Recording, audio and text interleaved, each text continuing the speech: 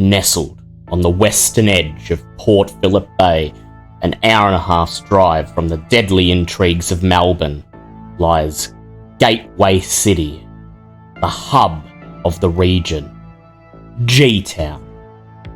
For the last 4 decades, an uneasy peace has existed between the Anarchs and Camarilla in G-Town, their borders meeting on Bruce Street in the very centre of the city. The two sects divide the domain neatly in two. The native Anarchs, consolidated in the industrial north, have learned to tolerate Prince Aveline and her Camarilla invaders, and she in turn grants all Anarchs the right to hunt and conduct business in her waterfront domain. Anarch rabble-rousers and Camarilla traditionalists each afford their counterparts a reluctant respect. Until now. Word from Melbourne has reached the kindred of G-Town. Prince Squizzy wages a war on 3 fronts against a newly reorganised Anarch faction, Sabbat infiltrators, and the onslaught of the Second Inquisition. As refugees from both sects flood into Gateway to escape the oncoming chaos, local tensions flare, and the truce that has maintained peace since 1983 will be pushed to its limits. Welcome to Lords of G-Town, a Vampire the Masquerade 5th edition actual play podcast presented by DM Fiat Podcast, with music by Kevin MacLeod, White Bat Audio, Ivan Duch, and Jaxius Music.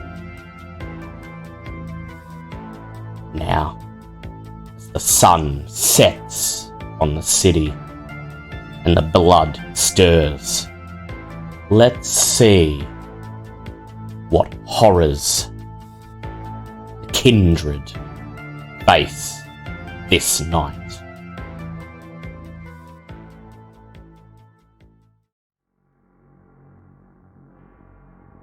What do we do with monsters, everyone?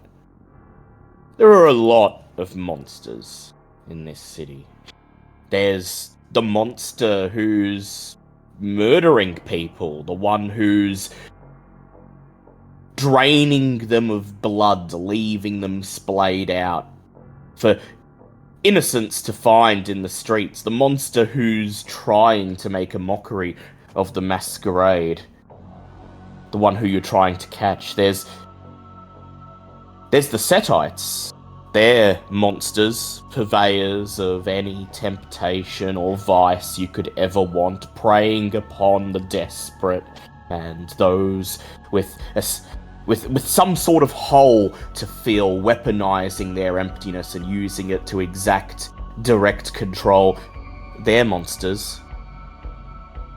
There's the monster who's turned you into her puppets, Samantha Stokes. The monster who turned your very nature against yourselves and used it to ensure that you'd always be at her beck and call. She's a monster.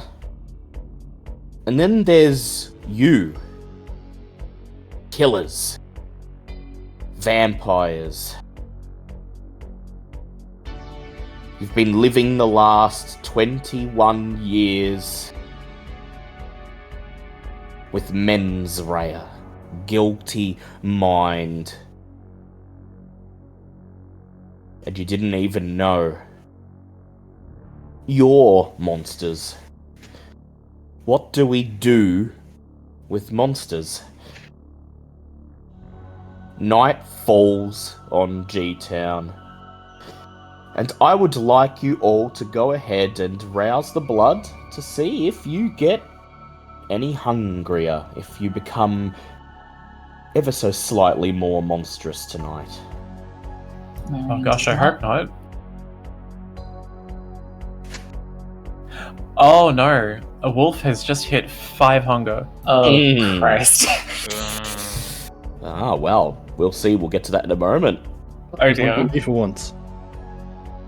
Bouncer does not get hungrier upon awakening for once. 'Tis a miracle. The mattresses are No, I safe. mean it won't be me hitting 5 for once. Yeah, well, should still be getting hungrier, because, that's bouncer for Possibly. you. And Tig? Tig is fine. His blood is cool and calm and collected. So, Wolf is at 5. What's everyone else at? Damn it. 1. 1. Very good. Yeah, I'm at 1. 1 for Marion, and... Bouncer is at 4. Bouncer is at 4. Anyone with superficial damage from that fight with the Sedites, I'd like you to keep it as it is. You must heal to rouse it. And of course, any willpower you expended, you may recover equal to whatever is greater between your composure or resolve. I'm gonna try and heal those. See how I go. I got Go 2 ahead. damage. Rouse the blood. You may get hungrier after all. She gets hungry twice. Right up to hunger 3 for Marion. Lovely. The hunger animates your languid bodies, forcing itself through the blood vessels. Some of you are a bit more broken than you were yesterday. That must be attended to, and sure enough, when you awaken tonight, the monster within you, your beast as ever, awakens as well, knowing now what it is entirely capable of and demanding the moment your eyes fly open, demanding that you let it indulge just as you did those years ago and thought nothing of it this whole time. We will start with Marion. Marion, you're in your bedroom in front of that antique dressing table that takes pride of place in your bedroom. Staring at your face in the mirror, watching as the scuff marks and the bruises fade away. And you take on something of a countenance of your usual cool, collected self. And then, when you're ready, you take a deep breath. Stand up and make your way out into the hotel suite proper. And as soon as you exit your bedroom, you're nearly bowled over by Flick, who comes charging down the hallway from where she sleeps. Her face screwed up in obvious childish distress. As you step out of the way to avoid her ramming into you, and she stops herself just short of tumbling over face forward onto your bedroom carpet. She looks at you, irritation in her eyes, places her hands on her hips, and says, "How come Chase and Verity came to see me before the day sleep, and how come they want me to hang out with them tonight?" They came already?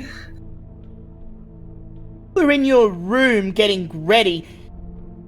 They'd left this under the door. Must have had someone drop it by while we were in the day sleep. And she holds up a little slip of paper. And it's not addressed to anyone in particular. It's just got handwriting you instantly peg as Chase's. That very neat, anal, retentive handwriting. And it simply says, "We'll expect Flick down before you leave."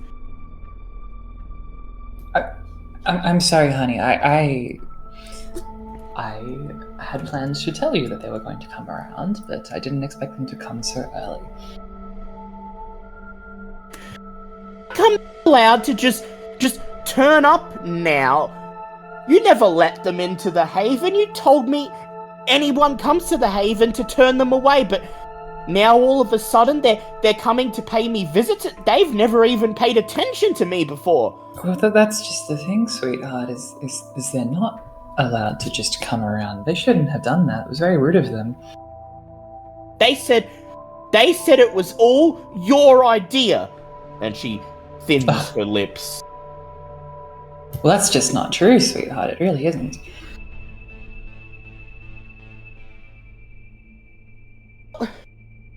Well, what do they want with me then? How come they want to hang out with me? Is this about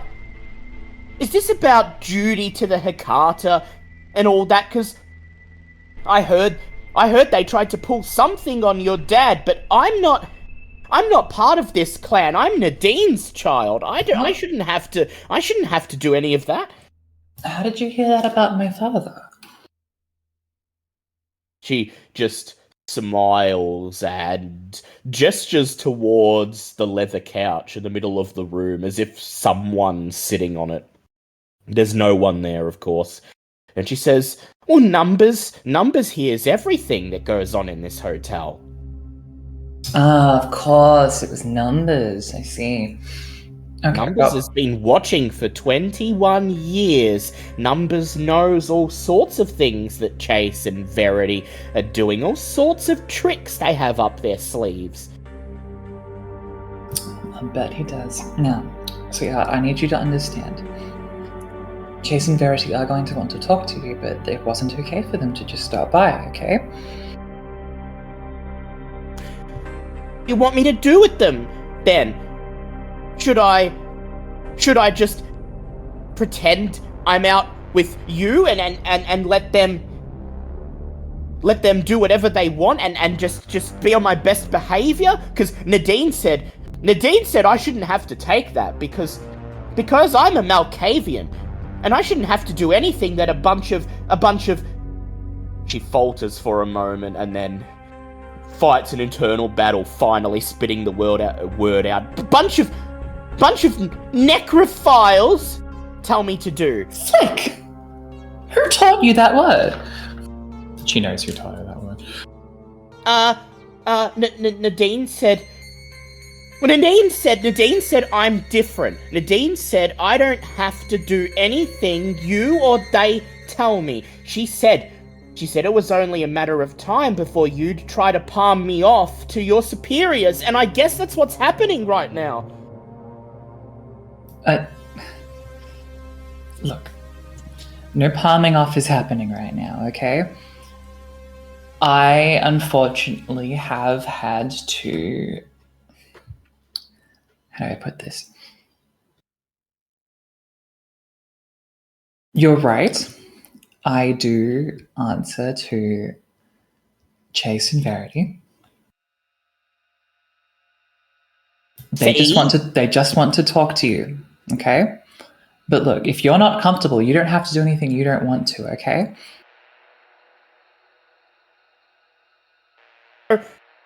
So I have your permission then? I don't have to be on my best behavior? I'd prefer you were on your best behavior, but that doesn't mean you have to do anything that you find unpleasant, okay? I suppose Numbers might appreciate the chance to be close to them. He's been waiting for such a long time to... There you go, bring Numbers along, that'll make him more comfortable. Tick. Yeah, she smiles. Numbers wants to see what makes him tick, and I'll help him. I'll help Numbers because he's my friend. She smiles, determined. And then she says, alright, well, how about I walk down with you then? We can go down to the lobby together and meet them, and then I'll see you off, and... Well, I guess you have to be busy throughout the night doing whatever you do. Well, it'll be the same for me. I'll be busy too, doing something I'd rather not, but trying to make the best of it. Look at you go, that's great, Flick. And then she eagerly rushes to the front door, sort of like singing meaningless, childish lyrics of some song you don't recognize as she makes her way there. She grabs the door handle and pulls it open, and looking over her shoulder at you, winks and smiles, and then dances out into the hallway. Come on, Annie Marion, she calls out. Coming. And so we will move on to Tig. Tig, you're up and awake I'm trying your very best not to be a monster tonight. Vampires don't really have sleepless nights. They don't lie in bed tossing and turning, letting the weight of horrific revelations bear down on them. No. You simply succumb to the day sleep, and when you awaken, everything hits you all at once. You have to try to process it in a manner of seconds and will yourself to rise. And Tig, right now, your mind is flooded with all sorts of questions. Questions about Sam, questions about your place in everything, questions asking whether everything you've experienced for the last 2 decades is indeed true. What's the first thing you do as you awaken, Tig?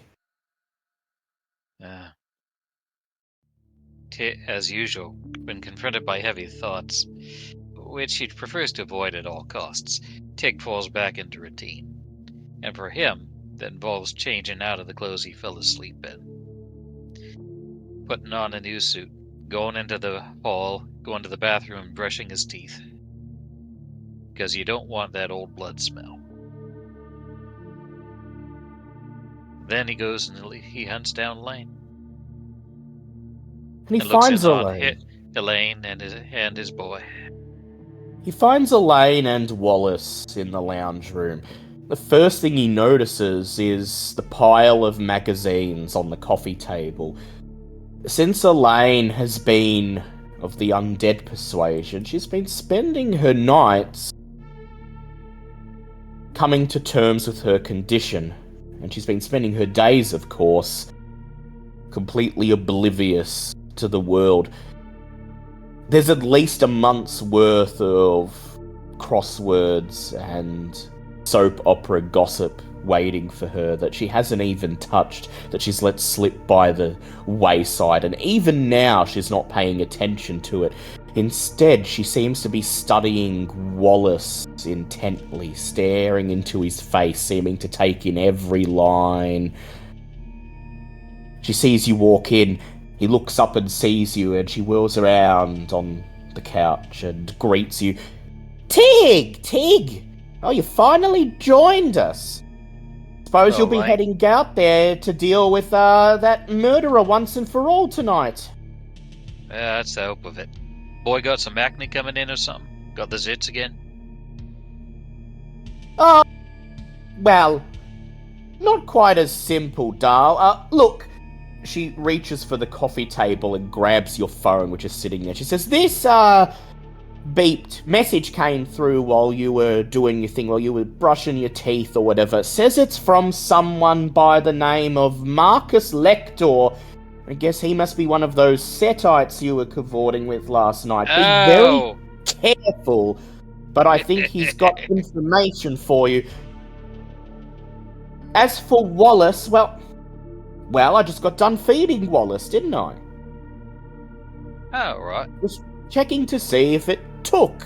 You know, usually when you feed him, you can see immediately his pupils dilate, there's a sort of rush of adrenaline going through his face, and, well, I was just seeing if it took. See, I was thinking, rather than you feeding him every month, love, maybe I'd pitch in and we could alternate.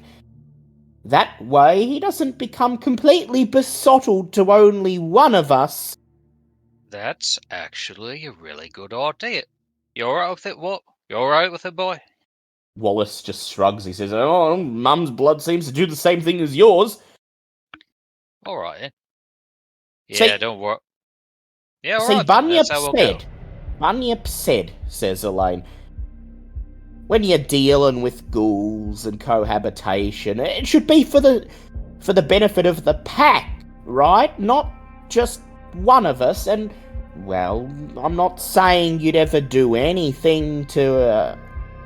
I'm not saying, you know, anything would ever come between us, Darl, but maybe it would be best for us to not have a ghoul who is under the complete control of just one of us. You understand? In the back of his mind, he's like, Bunyip's been talking to her. But he nods and smiles and says, Yeah, makes sense to me. She reads you like a book, as she always does. Yeah, Bunyip's been talking to me. Look, I know you've been doing your best to train me and whatever, but you've also had your own things to attend to, and Bunyip's been stopping by. He says I'm an anarch, same as you are, and I'm a gangrel as well. So he's showing me the things you ain't had the time to, and he says, I gotta know these things, I gotta know what a gangrel does, because it's only a matter of time before I trade blows with a lupine. He said it's inevitable, whether I'm hanging out with you or hanging out with him, it's in our blood. It is. And Ted glances over at Wallace. Here, could you go check things out in the sheep shearing shed? Make sure the blood's cleaned up there. Don't think we ever done that. Dad. He nods, gets up, steps through the screen door, and it slams shut behind him. And when he goes, Tig's going to sigh, sit down on the couch, and pat it next to him for Elaine to sit down. He hesitates for a moment, and then gets up, shifts over, sits next to you. I know how it is. Blood's pushing at you, and it's hard to resist. You look in the world through new eyes, you got new instincts now. And it's pushing at you. And it might be saying, among other things, might be saying that you need to push at me. See if this is the place you need to be, or see if maybe you can push yourself a little above me. And yeah, that's fine, Elaine. If you ever want to do that, if you want to give the blood a try, we can have a pushing match. That's fine. I'll still love you regardless, yeah? Oh, nothing like that, Darl, she says, smiling, but she falters for just a moment, and it's enough to tell you you've struck home. And she says, well, like you said, it's a whole new way of looking at the world, and I'm just trying to make sense of it is all. It is. And we had a good life together, and I'm hoping we can have a good death together. But all of us, we don't quite operate the way we did when we was alive, and there's precautions you got to take, things you got to be aware of, and well, I heard enough from your stories over the years to realise that even your best friend can be your worst enemy. Yeah, that's how it is. Well, just promise me one thing, alright? If it gets to the point where you feel like you got to take a push against me, come at me straight on, and I'll deal with you straight on, alright? She doesn't say anything. Instead, she just places your phone on your lap, and she says, you best meet with the rest of your coterie, figure out what this Sedite wants with you. I gotta get ready. I promised I'd meet Bunyip down on the edge of Foster in an hour, taking me to a pack meeting. She smiles, suddenly filled with importance. Good. He smiles back. He leans in and smooches her. You have fun now. And in this moment, for a fleeting few seconds, things feel as if nothing ever changed. Could you grab your phone? Don't bother answering the message, because that'll be Bouncer's job when you meet her. Slide it into your pocket and step out of the screen door, following after Wallace, departing into the night. Kat, did you awaken hungrier tonight? I did not. You did not? How much hunger are you currently on? I'm at 3. 3. So, as you awaken tonight, you sit bolt upright in the bed. You're not hungrier than you were before the day sleep, but those pangs ever present are still there, strong, and the beast The beast is grumbling, moaning like a petulant child in the back of your mind, telling you, tonight's the night. All those monsters you've been hanging out with have rubbed off on you, and if you're not careful, tonight you'll be a monster too, so you'd better take care of things. You throw together your usual outfit, grab your phone, briefly registering a message from another member of the coterie, a time and place to meet up, and you're on your way out of the house. You're making your way down the hallway towards the front door when suddenly the door to the master bedroom opens and out steps Kyle, placing his body firmly between you and the door, crosses his arms, and with a sneering look on his face, looks you up and down. Shit, Cat! You're all pale! Your eyes are bloodshot. You're rushing out before we've even had a chance to hang out tonight. Now, you wouldn't be jonesing for a hit, would you?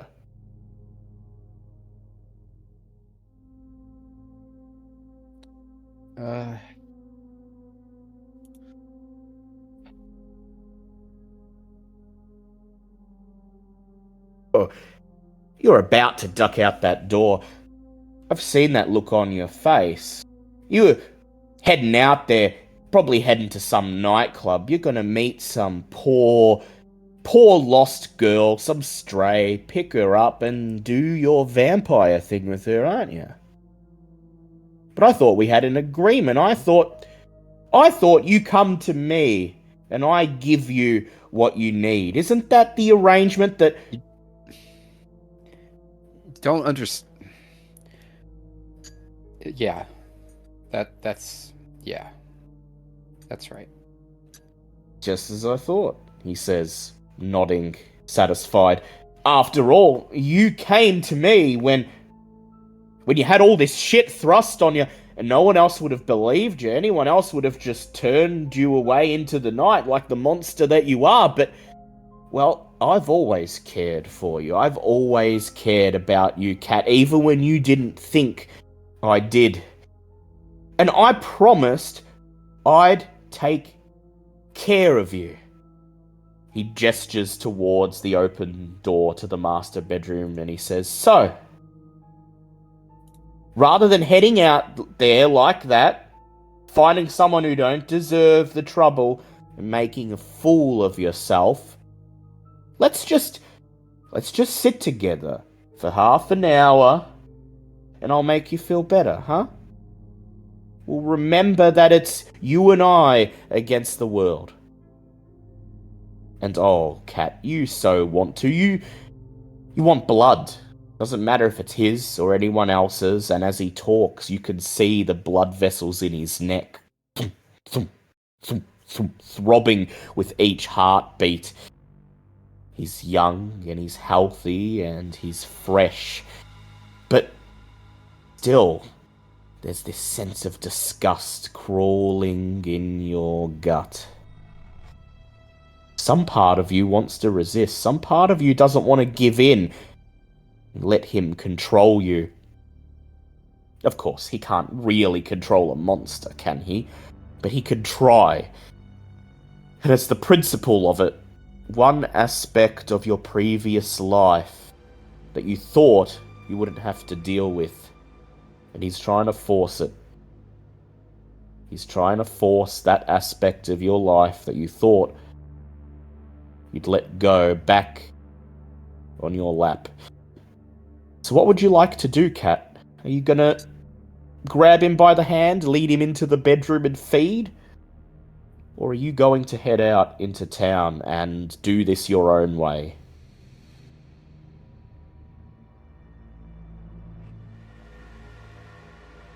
I think at this point, especially after the events last session, I think she's just gonna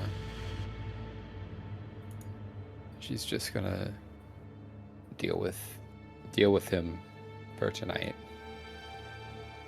So I won't ask a roll in that case, as you wordlessly take him, grabbing his ankle, pulling his hand into yours. You lead him into the master bedroom. He kicks the door shut. And you feed. But how do you feed? Do you take simply what you need? Make sure it's over and done with quickly, or do you turn the tables, maybe force yourself on him, maybe take a little bit extra, leave him feeling lethargic for the next few days, just so he knows that he better respect you? Oh yeah, she's gonna take a little extra. So just this once, you may reset your hunger to 0. You take more than you need. You very nearly kill him. You know he'll be okay. You can still feel his heartbeat, however faint. You can still feel his threadbare breath. Each one he takes a labor. And you leave him on the bed, comatose, and head out into the night. When he awakens, some 6 hours later, he'll barely be able to move. His entire body will be seizing in pain. His skin turning purple with bruising. And he'll have a few days of bed rest. And maybe he'll realize that you're not the person you used to be. In fact, you're not a person at all. Let's move to Wolf. Wolf, hunger 5. As soon as your eyes open, the beast is roaring in your ears.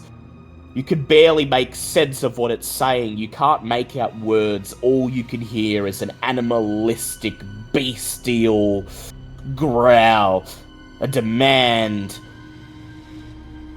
calling for sustenance.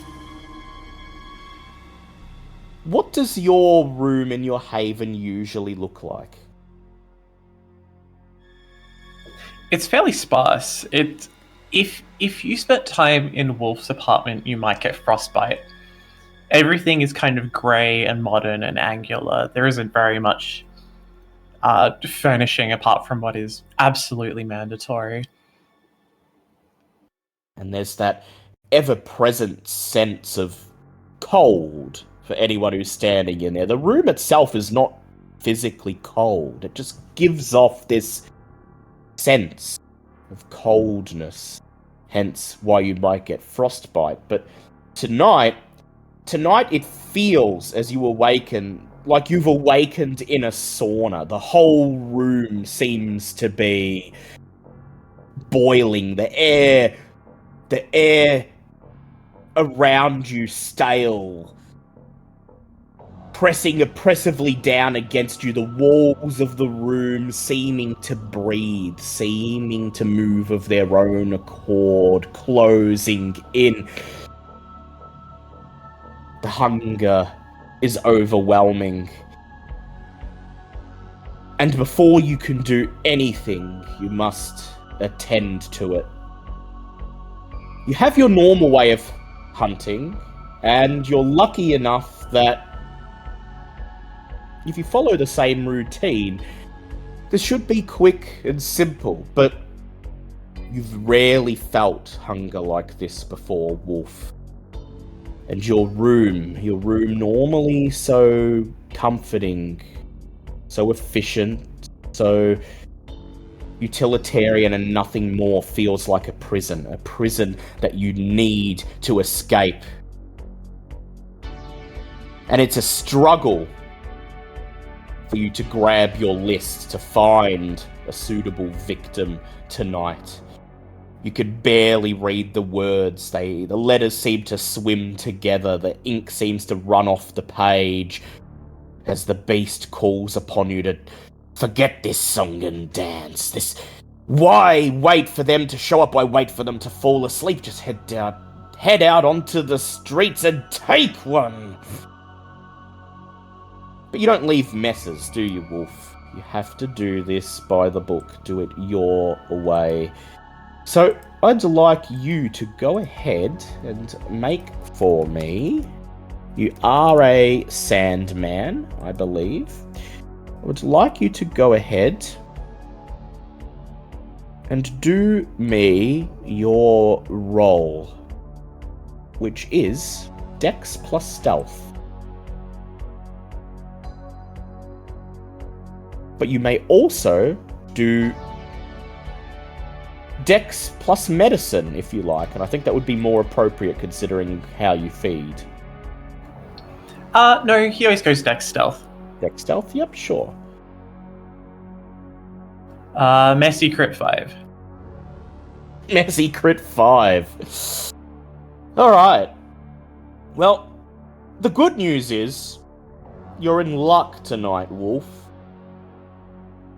One of your contacts on your list is in the area. And, well, they just so happen to be in such a state tonight that they need a place to lie low.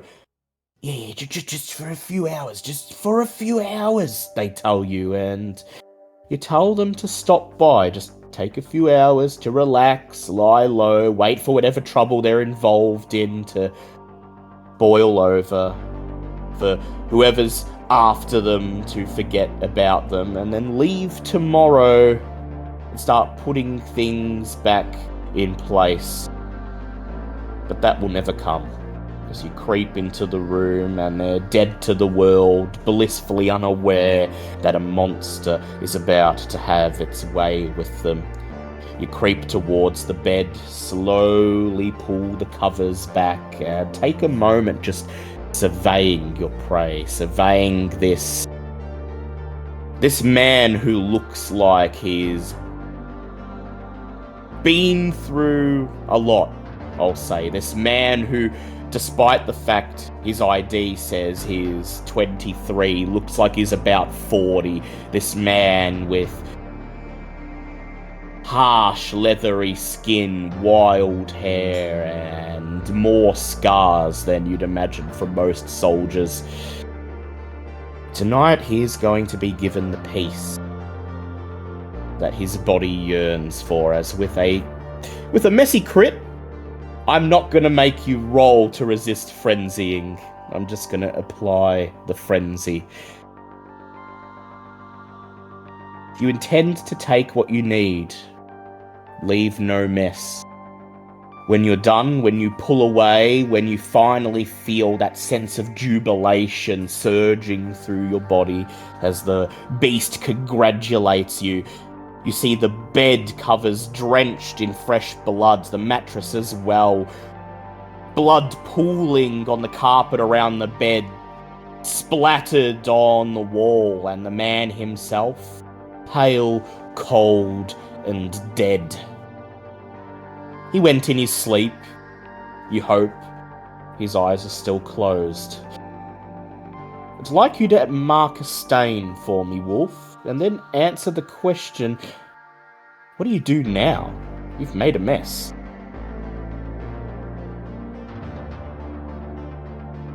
So, usually... I'm going to quickly roll something. 1 second. Yep. Yeah, usually he regains his senses when he's been away for too long, when he's been too busy to feed and take care of himself. Usually he controls himself, breathes, and works through the motions that he's been through so many times, and tonight is no exception. It's unfortunate that this man met the end that he did, but he's in Wolf's World. Everybody dies in Wolf's World. And this isn't that much of a shame. Hell, if he didn't die by your hands tonight, he probably would have met a grisly end at someone else's soon enough. So Wolf will go about cleaning up the mess like he always does. And as he does so, can't help but imagine Sam Stokes' face in the back of his mind, as if she were in the room, just watching. because that's what's been on Wolf's mind.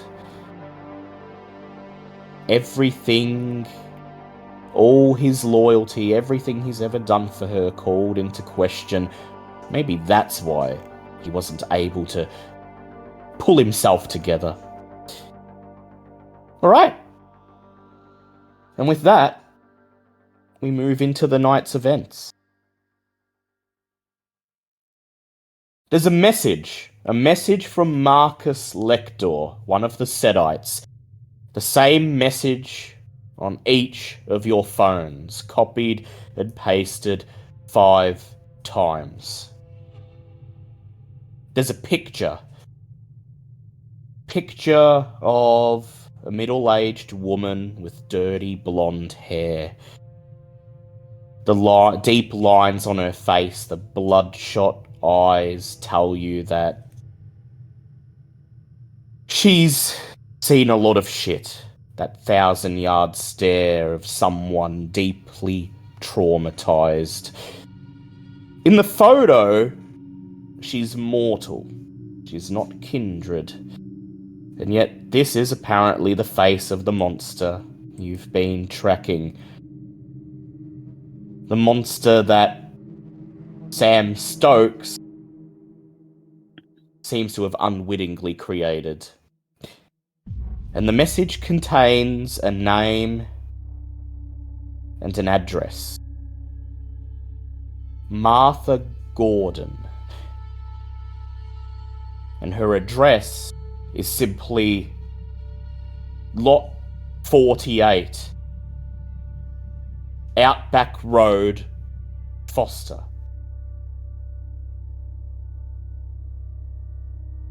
She is waiting for you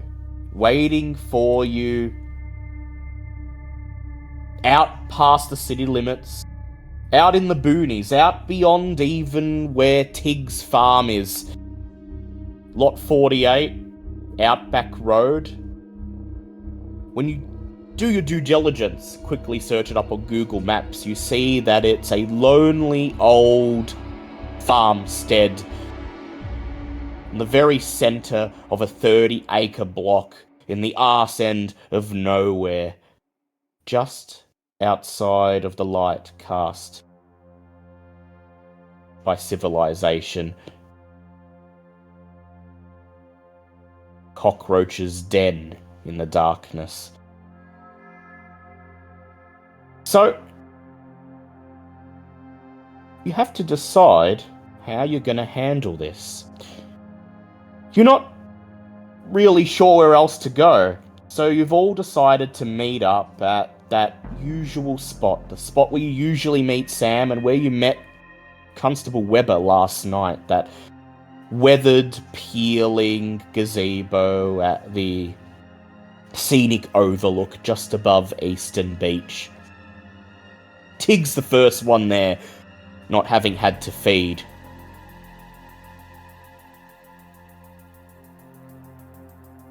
Bouncer, I forgot, you're at Hunger 3, aren't you? 4, yeah. 4. I presume you'll want to feed before you turn up, or would you... You don't have to desperately feed like Wolf, who was at Hunger 5, so I'll give you a choice. Do you want to proceed hungry, or do you want to be late to meeting up with the others to hunt? No, yeah, she's gonna be late. Alright. Go ahead. Well, that's not nearly as fun. Not nearly as fun, but, well, maybe when you hear what Wolf got up to, you'll realize it was probably the wise choice. Go ahead and make me a strength brawl check, your alley cat roll. Siren. Oh, it's Siren, yeah, that's right. You're a Siren, not an alley cat. I don't know where I've got that from. Go ahead and make me a charisma subterfuge roll.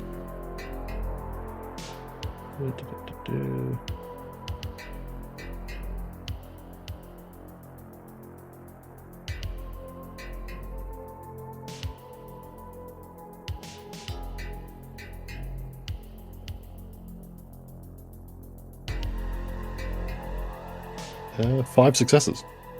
5 successes. You send a message to the others telling them to get a shake on without you. You'll catch up with them and you trust that you trust that they'll think of a good plan. You were never one for planning after all. You're impulsive, Bouncer, which is why you immediately head to Club Violet. You nod a greeting at Clara and Melissa as you step in, and then make a beeline straight for the dance floor. The dance floor that's already swelling this early in the night. It's only 8:30 p.m. and already the dregs of society are in place, waiting for all of the people who will flow through this place throughout the night, waiting to pick and choose the prey of their own. But tonight, they're your prey. You barely have to walk out on the dance floor before you get the attention of at least one of them. A wolf whistle follows you out onto the dance floor as a man wearing baggy cargo pants and a black tank top winks in your direction. He shouts something blocked out by the din of the music and beckons with one finger to come and join him over at his booth on the edge of the dance floor. He's presumptuous. He's already got 2 drinks there on the table.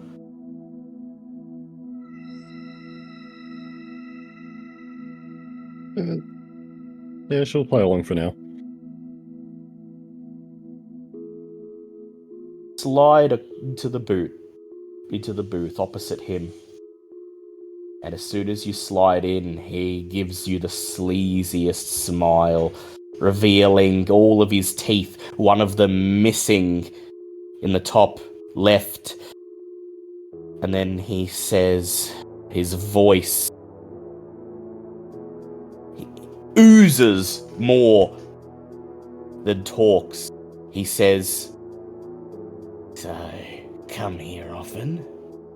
Pretty sure I've seen you doing your rounds around the dance floor. What, you work here or something? You're hotter than all the other chicks. How come you're not here serving drinks every night?"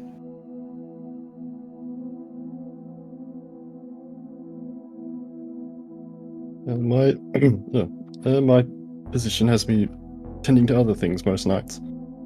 Other things, He reads into it, seems to find an innuendo that's not there, and then he says, I get it, other things. So let's say we skip this old song and dance, and proceed to the back, if you know what I mean.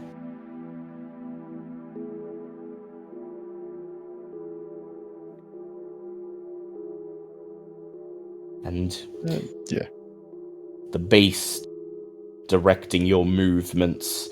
You reach out, grab him by the scruff of his neck, force him up out of his seat, and wordlessly lead him away into one of the changing rooms in the back.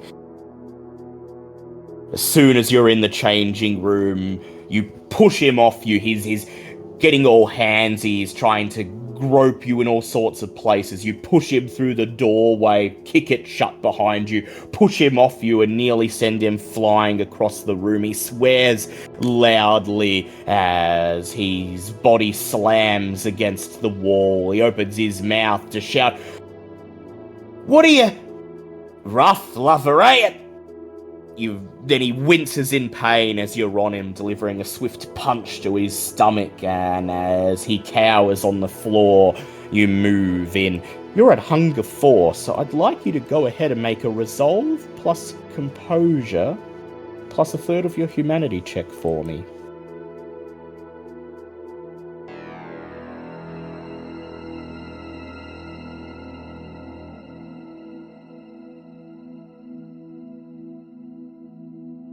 Yeah, it's 7 humanity. That a third becomes 2, doesn't it? It would become 2, yep. It's rounded down.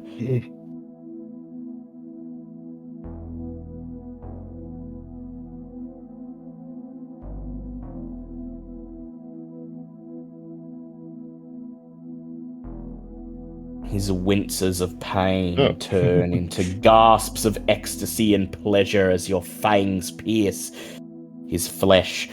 And how did you go on that roll? Critical 7. Critical 7. How many times have you frenzied and accidentally done something, destroyed someone or something? You're finally learning, Bouncer. You won't break this bed. But you take enough from him that you put him out for the rest of the night. He won't become some other girl's problem. You give him one last swift kick to the rib as he lies on the ground in a stupor. Half agony, half ecstasy. He winces one more time, gasps, mumbles something in the depths of his semi-consciousness that you don't quite understand. And then you leave him there on the floor of the dressing room. And when he awakens, he won't remember what happened. Not exactly. But he will realise that whoever he picked is indeed a very rough lover. And he won't feel up to partying for quite some time. So, back at the scenic overlook, Tig's standing there waiting under the peeling roof of the gazebo, and before long, Wolf, Marion, and Cat join him. One by one, their footsteps crunching along the dirt track that carries them out of the darkness. Evening. Tig gestures for everyone to take a seat, slipping into Sam's role without realising it. Right. I'm gonna guess we all got the text message, yeah?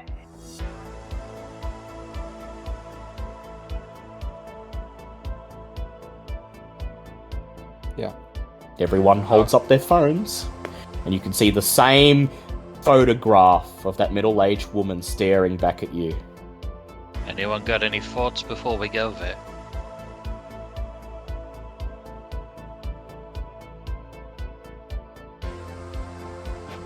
I will point out that she's out in that this address it's very clear to you that she's out beyond the city limits, out in the rural gateway region. It would be at least an hour's drive all the way up there and then another hour back, so you will have to account for that, as well as any potential complications.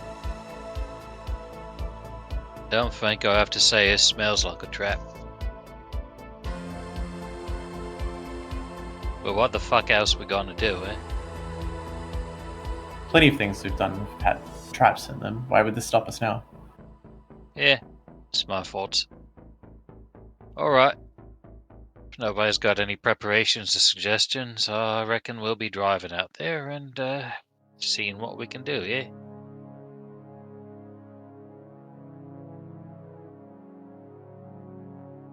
The main thing you must account for is that you're operating under conflicting orders here. Sam, or at least Constable Mark Webber, her ghoul, specified only that you bring this killer to justice. Make sure they do not threaten the Masquerade. But the Sedites, Meredith and Marcus, they feel as if this killer's actions are a personal attack on their current business prospects, and they've requested that you capture her and bring her back to the Sedites so that she may face punishment according to Set's doctrine. So I guess the main question is, what are you planning to do tonight? Simply silence this killer, bring her to justice, and ensure that the Masquerade is never threatened again? Or are you going to capture her, turn her over to the Sedites, or are you simply going to make her disappear? I'm assuming somebody brings up those salient points. Somebody with, politics and greater intelligence. No, Marion would have done. All right. Tig kind of paces back and forth and says, here's the thing. The more I think about it, the more I keep getting the feeling this is our chance to break free of Sam. That if we get the right information here, we can maybe use that to get her to back off. Sure, she's getting dragged through the court right now, but the fact that she ain't dead means that she's gonna come through it. And eventually she's gonna have her whip hand over us again. And Elaine flashes in his mind for a second, and Tig turns away. Tig says, it's every kindred's instinct to rebel and be her own person. And I don't like the way she's been using us. Who's in Especially agreement now with that what we sentiment? know. That said, Andrea does need to talk. I'm thinking at the very least we need to capture her and figure out what's going on with her. And then we can decide whether, to finish her, to turn her into the Sadite, to use her as a chip of her own somehow. What are That's your what I'm thoughts? What are your thoughts on the matter, Wolf? On one Wolf hand, is currently out of the yes, of the Wolf room. Glitch is currently out of the room. What are He your adores. thoughts? What are your thoughts on this, Marion? You don't really have a personal stake. What Sam was doing, subtly, well, I would say quite blatantly blackmailing the coterie, forcing them to do her bidding all these years while keeping the events out of their mind through domination. None of that applies to you. You're mainly concerned about the political fallout of all this. What do you think, Marion? What would I was going to say rather do? I was going to say that she isn't Yep. necessarily only concerned with the political fallout of things. Like we discussed at the end of last session, that I think her conviction that hierarchy overrides loyalty and power as proof of worth is starting to falter. Yeah. So bearing that in mind, I think she's pretty pissed off about the way that her coterie is being treated as well. And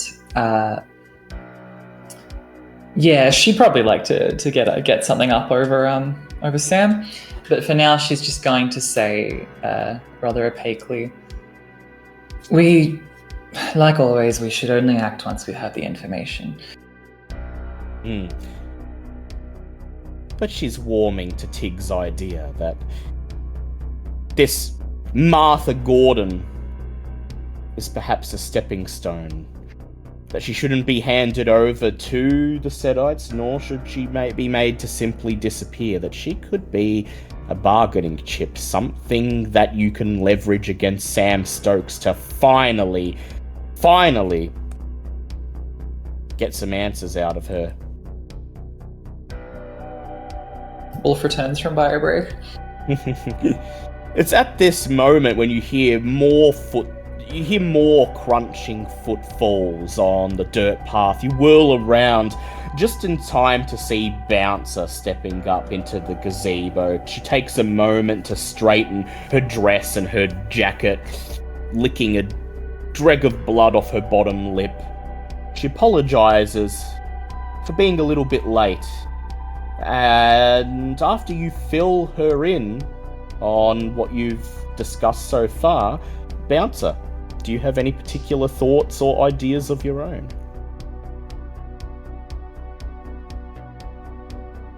No pressing ones right now. Not that haven't already been mentioned anyway. So, what would you prefer? To make this monster disappear? To hand her over to the Sedites to secure their alliance against Andrea? Or to take this Martha Gordon for yourself and present her to Sam? Finally put paid to what she's done to you.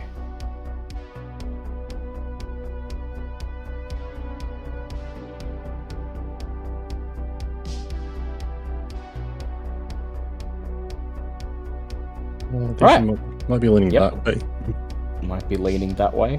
She doesn't want to help the Setites, but also is, like everyone else, fairly annoyed with Sam at the moment. It's all gonna depend on what we find there, really. Hmm. We need That said, information. it seems to be fairly unanimous. There's not much discussion at all. Once Tig brings up the idea, everyone pretty much seems to be on board. Marion's got her own reasons, so does Bouncer, and Kat, this is all completely new to you. You've got no stakes with Sam Stokes. For you, this is about... Well, what is this about? What drives you to still be involved in this? I feel like she's... I feel like it's kind of, in part, paying her way forward, I suppose, to still be a member of the coterie. I think she kind of feels like she wants to contribute something and doesn't really, really know the magnitude of what's going on or really understand what's going on, but, wants to... I think she's smart enough to figure out that there are things afoot and wants to help, So, she's pretty much fine with the idea of using this woman as a bargaining chip. That seems to be what the coterie are gravitating to, and so Kat goes along, eager to help out any way she can, to help the coterie achieve some measure of freedom, just like they've helped her. So there's not much more discussion to have. The only other thing that needs to be settled is, well, the logistics of it. You're about to drive up out of the city, spend an hour driving through farms and bushland to some isolated homestead on a 40-acre block in the middle of nowhere. Are there any special preparations or contingencies or any particular things you'd like to have done before you set out? Beyond the usual camper shell and 3 dogs in the back, that's about it, really. Oh, I would like to have asked my Tremere hookup for a couple blood bags for the others. Marion, do you think your Mercedes is up to the task? I'm sorry, up to what task? Up to the task of driving out into the countryside, like an hour out of the city into the bushland, past the farms. I should hope so. Could be a lot of dust out there. That's fine. And Wolf, your BMW, I suppose, as always, will be your faithful companion. Yeah, definitely. So, yep, so you're traveling in 3 vehicles as you usually do, not consolidating together. You wait about another half hour at the gazebo until finally Tig's phone vibrates. A message from Christine indicating that she's left some blood bags for you. You can pick them up on your way through out of town, and then you're on your way. You stop by the pathologist's clinic, and waiting for you, Tig, are 2 bags of blood. As much as Christine can spare tonight, she assures you. And I hope you don't have to use them, she says. When you ask for bags of blood, it usually means you're about to wander into trouble. Well, just remember that ward. Make sure you've got it over your neck. Make sure you've got it prominently displayed, because I have no idea what you're walking into, but it always pays to be prepared, right? And I wouldn't want to lose such a faithful business partner. That's one way of putting it. But no, thanks. You've been square with me, and I'll appreciate that. She pushes the little blue medical cooler into your chest and then wishes you the very best of luck, genuinely, that she can muster. Yeah, Lots of stuff. Go ahead.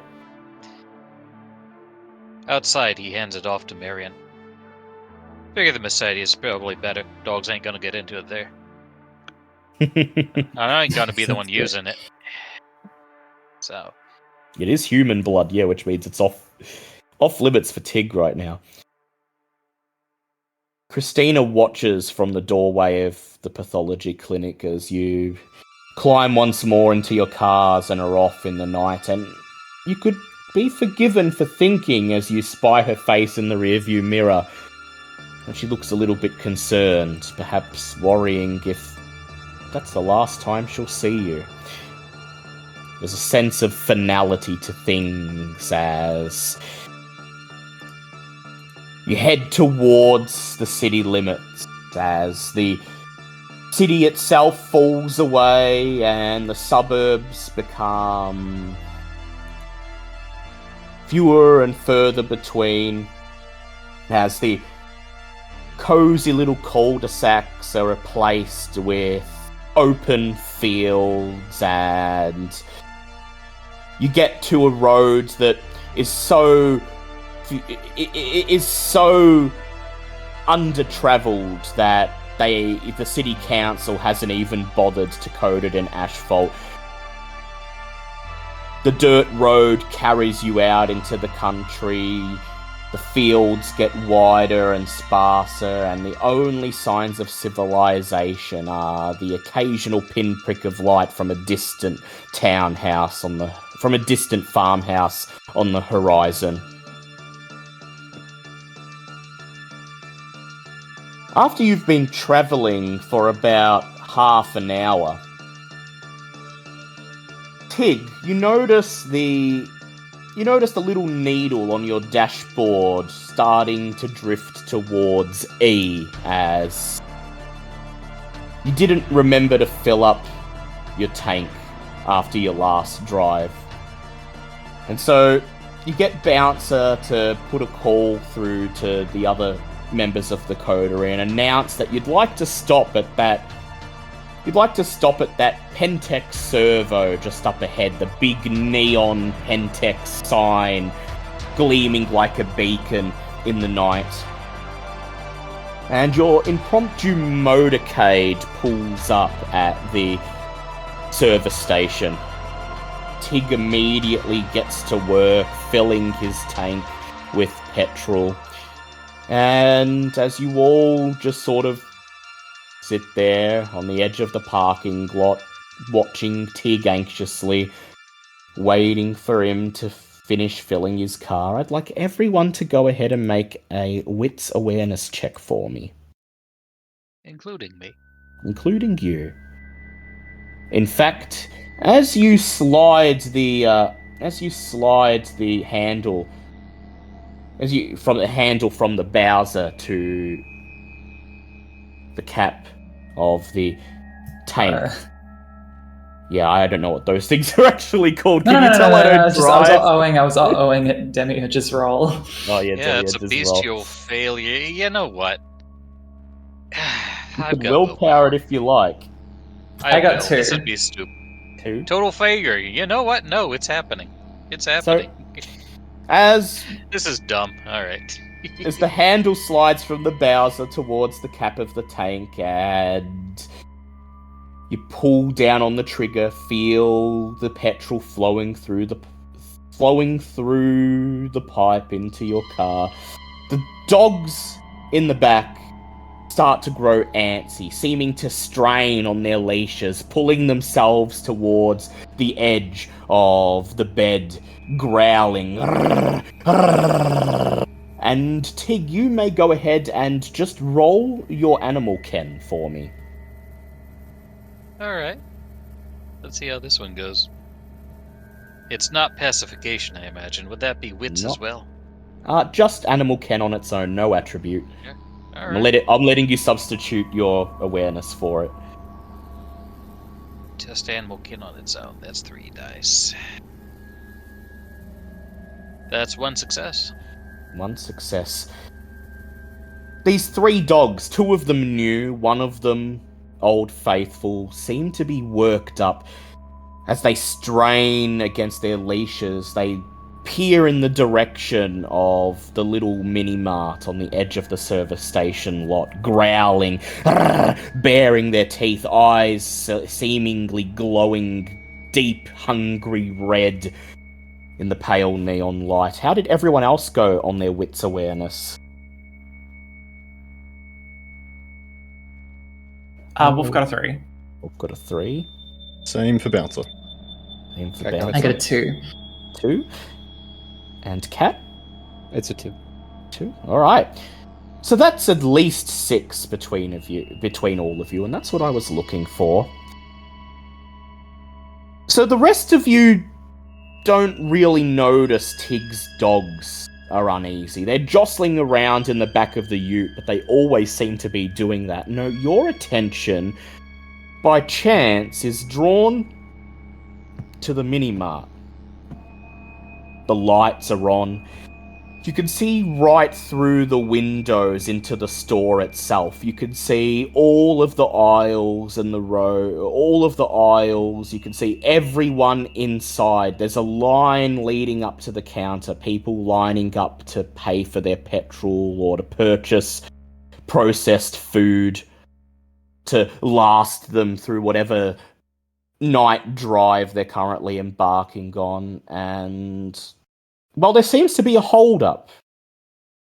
The man behind the counter doesn't seem to be serving anyone. Instead, he's peering through the window out at Tig, watching Tig fill his ute. Watching intently, arms folded. Someone behind the counter calls out, tries to get his attention, and he looks over his shoulder at them, barks something that makes the person behind the counter back away, hands in the air, and then resumes his vigil, his intent vigil of Tig.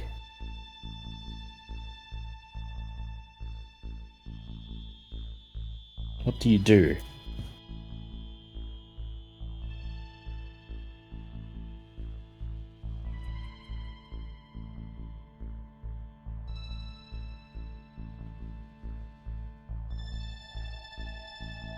He's just standing there. Doesn't seem to be making any obvious signs of being a threat. He's just watching, but he seems very interested in... At first you think it's the car. Tig's car, the dog's in the back, but no, you realise his gaze is lingering on Tig himself. Do any of you make any gesture towards him, peer in his direction, call out to him, wave? So I think Wolf would pointedly mentally note it and do nothing else about it. Nothing else? You don't stir the pot unless the pot needs stirring. Does Yeah. the server have like a waxing station? I don't know, maybe. What's a waxing station? Like for waxing a car? Yeah, I'd say out in the middle of, like, out on a highway in the country. Yeah, I'd say it has one. There's a car wash off Marion to the is side. waxing her car. Yeah, she's just waxing the Mercedes, making no sign at all that she's aware that this guy's watching. Bouncer? Yeah, it's definitely like keeping an eye on things. But like if he doesn't look like he's gonna try anything, then just sort of just keep an eye out. Keep an eye out. And last, I suppose, Cat, you probably don't feel too keen on doing anything either. No, not particularly. And lastly, Tig. Tig's busy settling the dogs down. He hasn't noticed the stalker. And so finally, you slide the handle back into the Bowser. And then, Tig, you decide to head in to pay. And It's as the the... old-fashioned way, easier than messing around with a credit card. Yeah. And after you see Tig slide the handle back into the pump and begin to make his way towards the lit mini-mart to pay, Does anyone stop him? Does anyone follow him? He clearly hasn't noticed he's being watched. Tig's a big boy. Tig's a big boy. And so, Tig, the door slides open and there's a loud electronic beep. Beep! You join the rest of the others and line up in front of the counter, and as you do, you become unmistakably aware that you're being watched. The man behind the counter, his frame so thick and muscular that the purple little service station uniform seems like it's about to burst at the seams on his body. Once he Tig's eyes sees you, slide right. Is there a prominently displayed camera? there is. There's a security camera right above the door. The store is small enough that the majority of the store is in its view. Most importantly, the counter. Alright. Well, he's got his hat on. Then his eyes slide up. Evening, mate. When it's finally your turn, you slide up to the counter. Evening, mate. He looks back at you. Evening. Pump 3, is it? $40, if you please. Yep. Your hand Tig slides out 5 8s. 8 5s.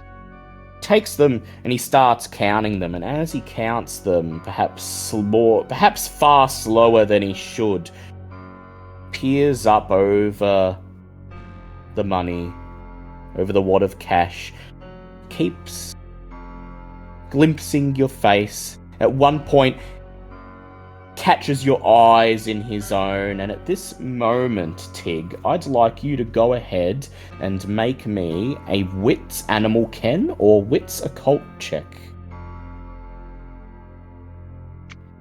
Alright, I'll go animal ken. That's...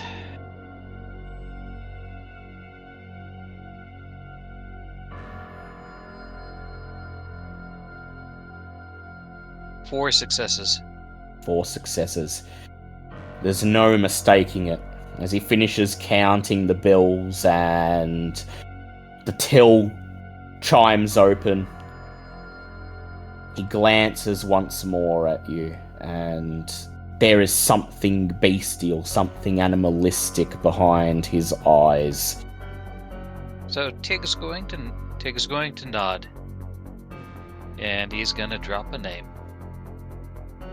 You wouldn't happen to know a lady named Crowley, would you? He raises an eyebrow. Crowley. Janet Crowley. I was going to if you didn't. Can't say I do. How do you know her? Done her a solid. So what brings you out to this neck of the woods tonight, of all nights?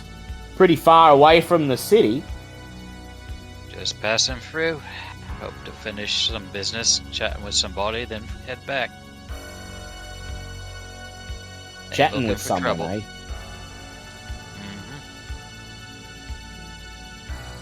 Not one of yours.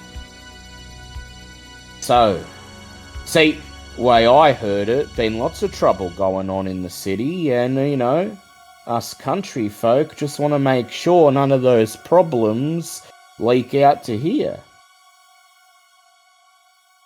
That's kind of why I'm here too. Making sure problems don't get leaky. There's one person left in the store, a heavy-set woman who's currently browsing magazines at a rack by the counter. After a few moments, she arrives at the counter and looks over at the man and she says, "Sorry, I ain't got next month's yet. Have a good night." And then she steps out into the night, and as the door slides shut behind her, the facade... Yep. As she goes and sees the man tense, he says, "Now, if there's something we can do to get free passage, if there's a... I'd like to propose a trial, maybe." As soon as the woman's out and the door's shut, the facade drops. He sits back, listens to what you have to say, and then he says, "Yeah, Crowley said something about leeches helping her helping her out.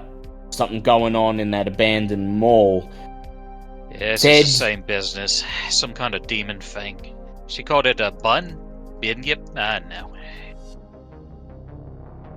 "A bane," he says. Yeah, it was a word. "Well, far be it from me to trust a leech. She vouched for someone by the name of Tig and a couple others. Marion, That's us. Wolf, Bouncer. Now she Yeah. said she weren't asking for the pack to give you, lay out the red carpet or nothing like that. Just said that maybe it'd be worth giving you the time of night if you did show up, listen to what you have to say, then maybe decide for ourselves whether there's going to be a problem or not. So go on, you tell me. Leeches this far out from the city, something's going on. And if you want us to not make a big deal about it, you better make sure you tell me why it ain't a big deal." That's fair. I'm on your turf and all. You mind if I call him in here? He peers outside, sees They're better at talking shit than I am. Marion's Mercedes slowly coming out of the car wash. Marion applying some more last minute waxing to it, and then he says, "Struth. Yeah, alright. Call him in. Let's Alright. get it out in the open then." Tick goes and buys some jerky while he waits for the others to get in. Yeah, Pat gets hungry. So as you all join Tig inside the mini-mart...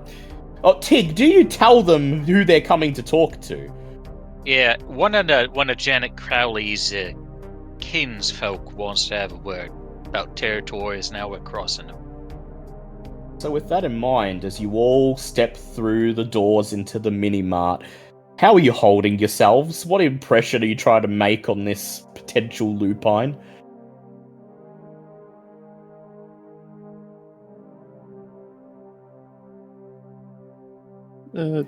Ben's trying to do her usual confidence. Marion's just gotta be up front. She'll say, "Oh, Dirge?" The man, Dirge, that was her other name, yeah. The man rolls his eyes. "Yes, Dirge. Well, if she told you her pack name, then you must have been tighter than she led to believe. So, look, just so you know, you leeches are in our turf. You're passing through our territory tonight. And soon as you got in your cars and were back on the road, I was going to alert the pack. They was going to come down on you like a ton of bricks and make sure that none of you leeches bring your city shit out into our domain. Now, I'm still in half a mind to do it, but I've been told to give yous the time of night, seeing as you know Dirge and all, so go ahead." He raises his hands. "You tell me what you're doing in this neck of the wood and why it don't need to concern my kind, and then maybe you can be on your way." Well, it kind of does concern your kind, but look, we're really trying to get our city shit out of your neck of the woods. "Go on, how so?" There's a certain individual who's been causing us problems who seems to be out here. He shrugs. He's I working for a heard. bitch named Andrea. I ain't heard nothing about no one out here causing trouble, but I know some in the pack been trying to get at this leech, name of Andrea, so... Alright. Where you headed then? We're going to her address, and we're gonna fucking figure out what the shit she knows about Andrea that we can use against Andrea. So what's the deal with her? She like you? She a leech? We don't exactly know. I think she is, I don't know though. It's one of the things we need to get out there. Maybe a bound servitor, maybe some shit like that. And you think she's working with this Andrea? That's about all we got. Well, I fail to see how this doesn't involve us in some way. If it's Andrea she's working for, what makes you think that we wouldn't want to be setting on her too, eh? I don't think Honestly, anybody here is denying that. I don't think we really mind. Just I'd appreciate if we get some information out of her first. Oh? Oh, really? Leech is willing to share? Ha! Stone the flaming crows, he says. It's not like we exactly need to bring her back. Well, here's the thing. We don't know exactly what use it is. It's like, maybe she's got some mystic shit that we can all back to our mystic shit stirrers and figure out more mystic shit. Or maybe we can get her to finger some high-profile sneaky assholes who are doing something they shouldn't. So it's like we might need her alive. We might just need the information. We don't fucking know. Here's how I see it, he says, taking a moment to sort of just size each of you up. Starting with Marion, he starts at your face, his gaze moves down your body, and when he's done, he doesn't look particularly impressed with what he sees. Bouncer, do you have your presence active?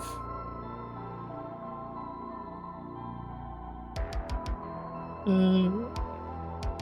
don't think she would at the moment. I'll try to make that type of impression. Sure. Cat, do you have your presence active?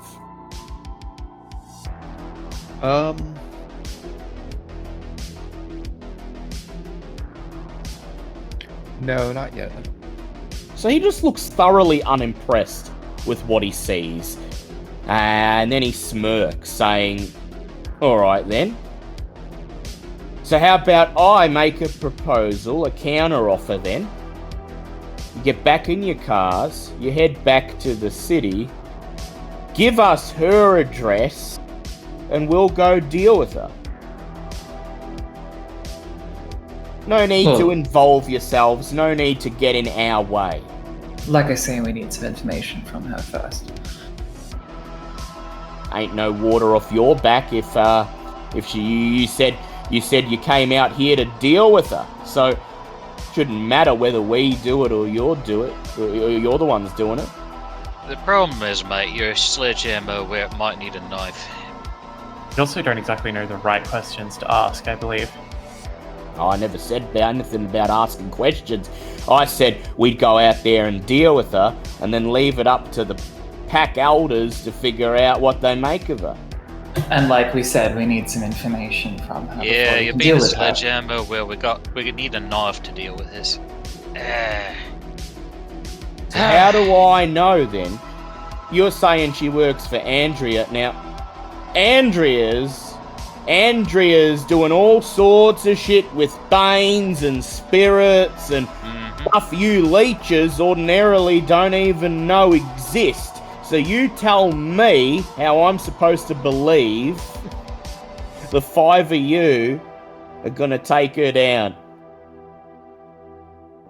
Because we took down the thing that was giving Dirge trouble. With Dirge's help, sure. More or less. I mean, she did have that right thing. Well, here's the thing. You want to ride with us?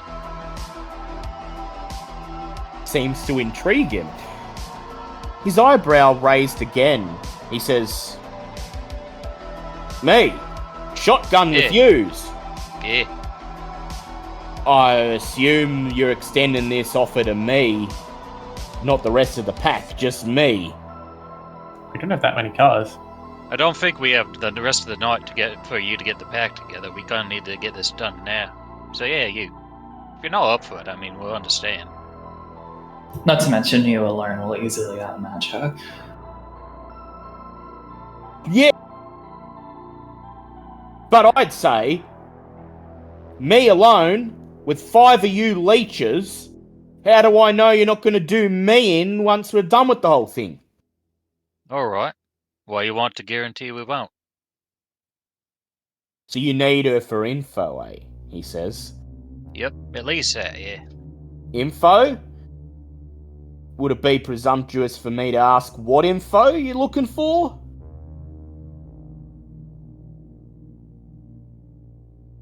We can come clean on this, I think. She's going around killing a bunch of people and doing it in a way makes it looks like vampires did it. She's not. We're not sure why the fuck she's doing it. We know this is a game by Andrea to make somebody else look bad. Yeah, we're also pretty sure this is a trap for us. So your little as you say trap, he stops what he's about to say and he says trap. for Well, us, yeah. Why the fuck would I want to tag along? Because if it's a trap, it's loaded for us. Ain't loaded for you. Tig, go ahead, make me a charisma or manipulation plus persuade roll. I'm so bad at this.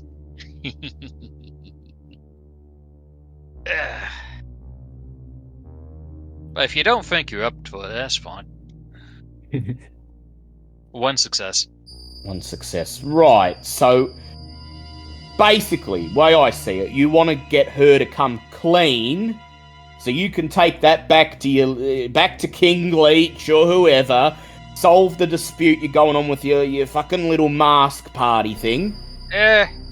That's what we're supposed to do. Truth is, I want to milk her for information about Andrea and that fucking platform out on the bay. That thing's a problem. Oh, he says, smiling. The Cowie's Bay platform. So, Dirge was right. She said you had stakes in that thing, said you were working against the people in charge of it. Yep, this is a part of it. Alright. Well, before I name my terms then, why don't you go ahead and name yours? I understand you want info, but what else are you wanting out of her? The way I see it, we don't know exactly what she is or what her connection is. She might have some proof we can use to get like our political shit stirrers off our backs so we can actually take care of business and burn down that fucking platform. Because that's where this is going to. Right. That's we might need to take her in. We might need just to be able to get away with it. This information. Maybe she's got a fucking journal that says, "Here's Andrea's plans." Blah blah blah. Moo ha ha. I don't know. If you can get any of that out of her, feel free. My terms, and let's say terms of you getting safe passage through here and back home again, is if she's working for Andrea, she's probably got Andrea's blood in her, right? When you're done with her, you got what you need, I take her back to the pack, and the pack elders do their thing. See if they can work out any sort of trace between her and Andrea, and maybe, just maybe, we got something you can use against Andrea at some point in the near future. So, here's a question. One of us made with Andrea's blood, would their blood work for that? As you say this, he bares his teeth, revealing unusually long canines. His fist clenches and he slams it on the desk. Arrgh!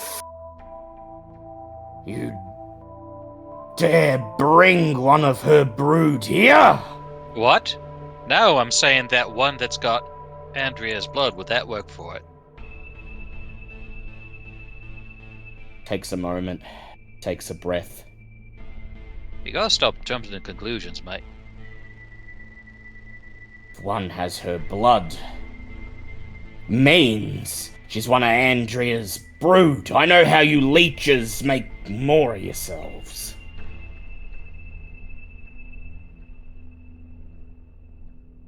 Now, if you got one who's one of Andrea's, sure, we'll take them instead. Good to know. Well, we'll see if we can grab this one, eh? He seems to sniff the air. And for a moment, his eyes linger on Kat, as if he could smell something on her, smell some stench, some scent he doesn't like. You look a bit out of sorts, love. You new to this whole leech thing? Yeah, a bit. Yeah?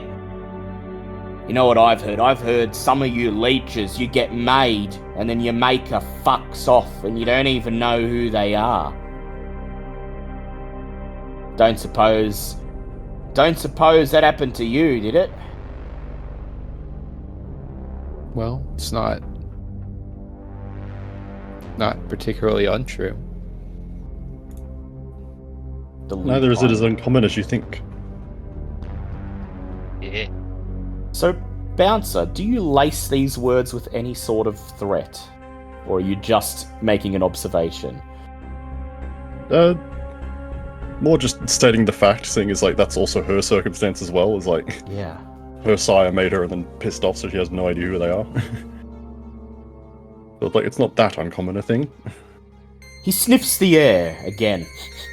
This time he sort of leans over the counter, nearly touching Kat with his face, his nose only inches from her body, as he sniffs the air around her.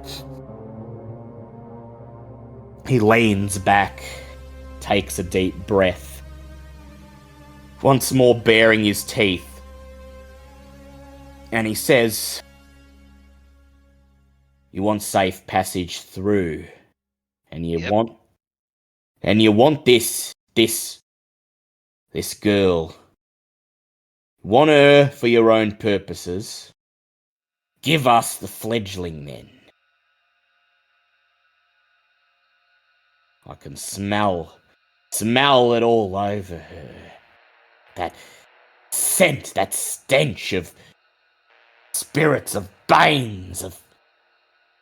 Oh, I can't stand it." Tig walks over, close it, sets the sign to closed. Says, no. No! That she ain't done a thing to you. Now if there's a way to use her blood without killing her, or putting her in your care, it's something we can maybe talk about, if she's willing.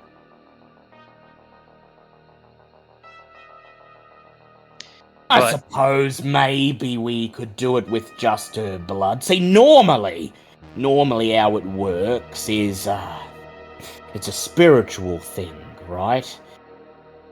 You trace the bonds between one spirit and another, and you leeches, when you make more of yourselves, you taint it somehow. You leave the stench of your bloodline on the spirit. Well, she was gonna have to die to make it happen. Maybe we could get something out of her blood, but... Why don't you come with us and we try to put the grab on the person we're looking for, and see where it goes from there. What'll you do if I say no? Tig opens his trench coat, shows the shotgun.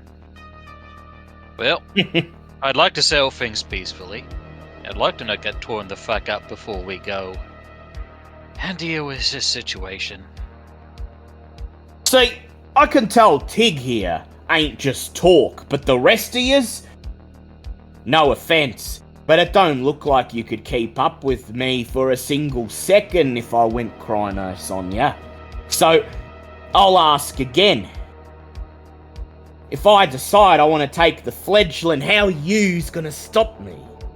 How long would it take Atticus to arrive if summoned?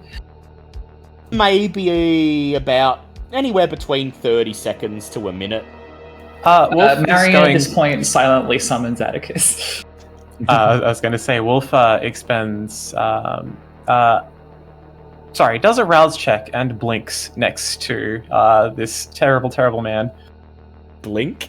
All right, so Marion's hand slides into her pocket and her And doesn't get hungry. fingers grasp Atticus's fetter.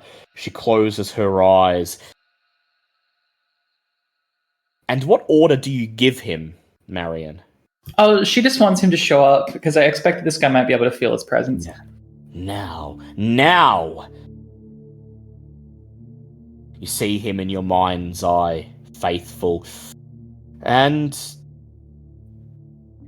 with that usual look of contempt on his face, he smashes his fist to his chest plate, salutes you, and tells you he'll be as quick as he can. Bouncer, what are you doing? If anything.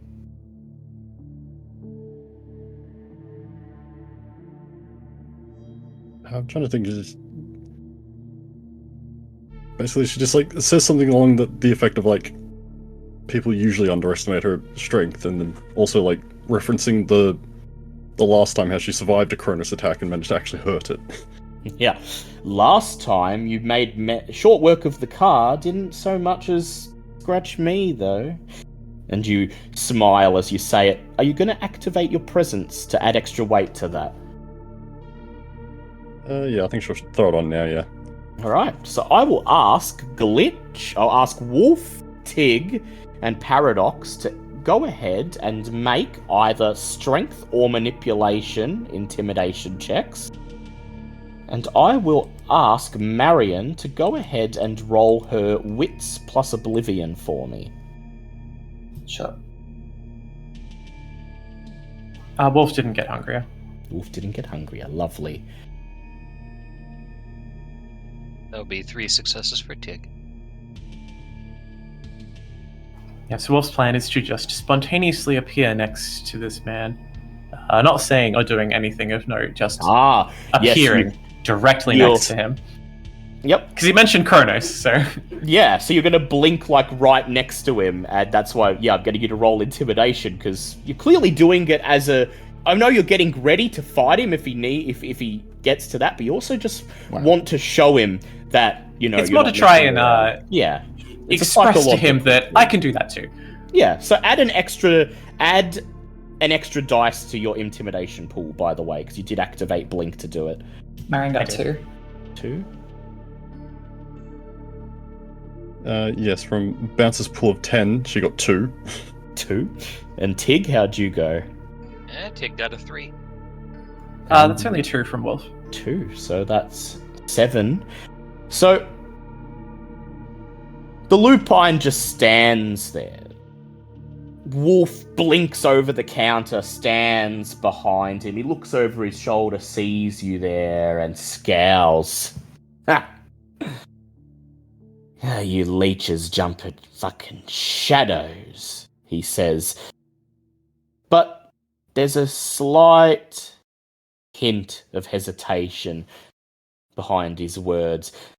And then, as if on cue, suddenly all of the magazines in the magazine rack next to the counter are swept aside as Atticus makes his presence known, as the temperature in the mini-mart drops to near freezing point and an unseen cold wind billows out, scattering all of the magazines across the dirty linoleum. And, the lupine feels his presence, feels that something is different. And Marion just says, "Oh, sweetheart, you didn't have to make such a mess." His eyes narrow as he peers at you, Marion, and he says, How? You leeches don't know anything about spirits. How? I'm very likable. You'll come to see that in time. If you can summon spirits, then what makes you any different than her?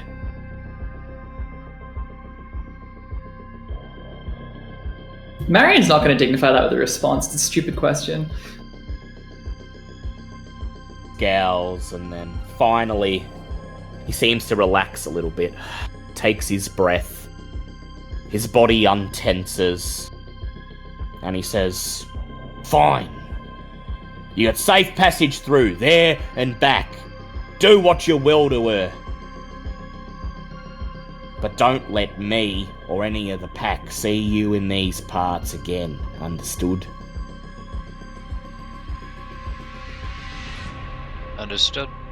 I'll let being- Dirge... Go ahead. We're being honest, mate. And we do intend to share info we got with Dirge. For what it's I'll- worth. I'll tell Dirge she can expect to hear from you. And I'll also tell her, far as you're concerned, you're even. Don't drop her name around here no more.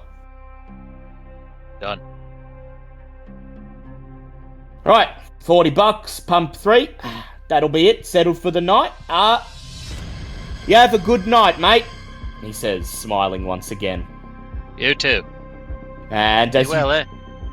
as you turn to leave the store, you see him grab for the microphone behind the counter, and he says, been a bit of a mess at the magazines. Clean up aisle 1. The doors slide shut behind you as you step once more out into the night, and as you make your way past the petrol pumps towards the car park, back towards your vehicles, Marion, you catch sight of Atticus standing there in the darkness, in the shadows on the very edge of the lot. He looks over at you, smiling, and salutes. She just gives a little wink. He nods. I don't know if that picked up. Did like a... Yeah, Okay. he nods, slams his fist against his chest plate, and turns and is swallowed in the darkness. A few minutes later, you're gone too. Your vehicle's carrying you away through the Lupine territory to where Jody Gordon waits for you.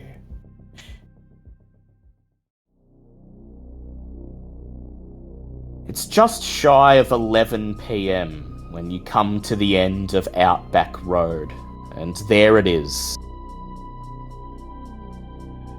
Jody Gordon's residence. You can't see it from the road. There's a nondescript chicken wire fence with a metal sign hanging from it with the numbers 42 crudely drawn in black paint. Next to the sign, there's a faded sandwich board propped up in the gravel. It's that face you've seen before, that man. That poor man who met death at the hands of 5 hungry vampires 22 years ago. Brandon Gordon, as the sandwich board exclaims. Missing. Missing since July 1999. Anyone who knows any information should contact Crime Stoppers. His mother and sister desperately want him back. The sandwich board has sat in front of lot 42 for seemingly decades. The sun has drained all colour and detail from the man's face. The gate in the chicken wire fence is already open, and beyond it there's a narrow dirt driveway winding up a hill and ending somewhere on the other side. Do you leave the cars here and continue on foot? Or are you going to get as close as you can with your vehicles? Honestly, I'm thinking it'd probably be good to leave the cars here, yeah.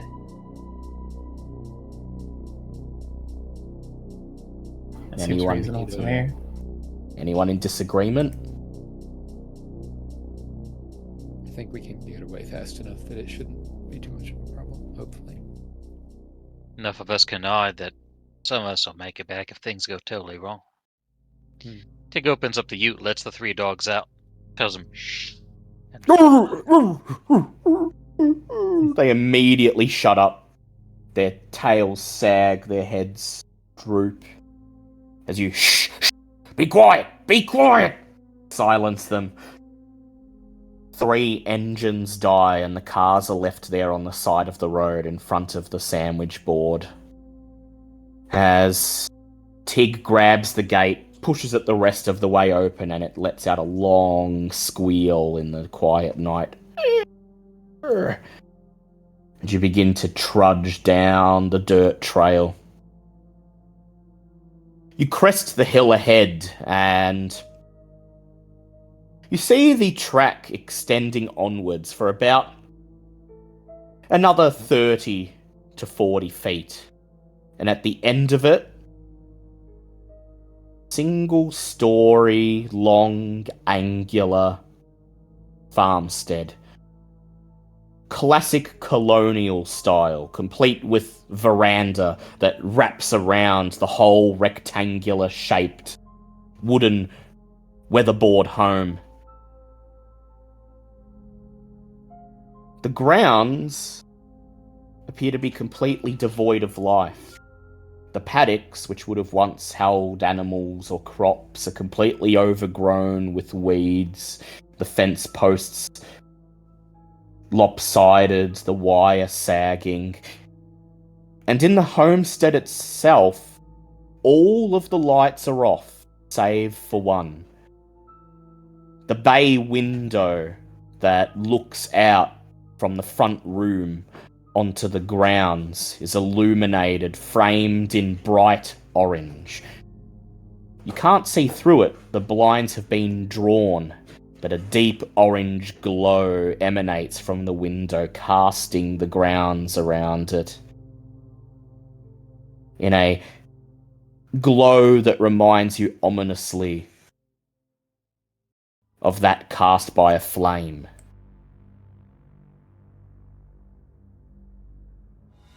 Right. So we should probably send some sneaky buggers in first, is what I'm thinking. Wolf, Cat, you can be proper sneaky buggers when you want. You up for it? I am. Alright. Would you like company from my friend? If you can be sneaky buggers, sure. We'll be back before you know it. So, Marion, are you sending Atticus along with? Do you want his company? I think the more the merrier, personally. So that's yes.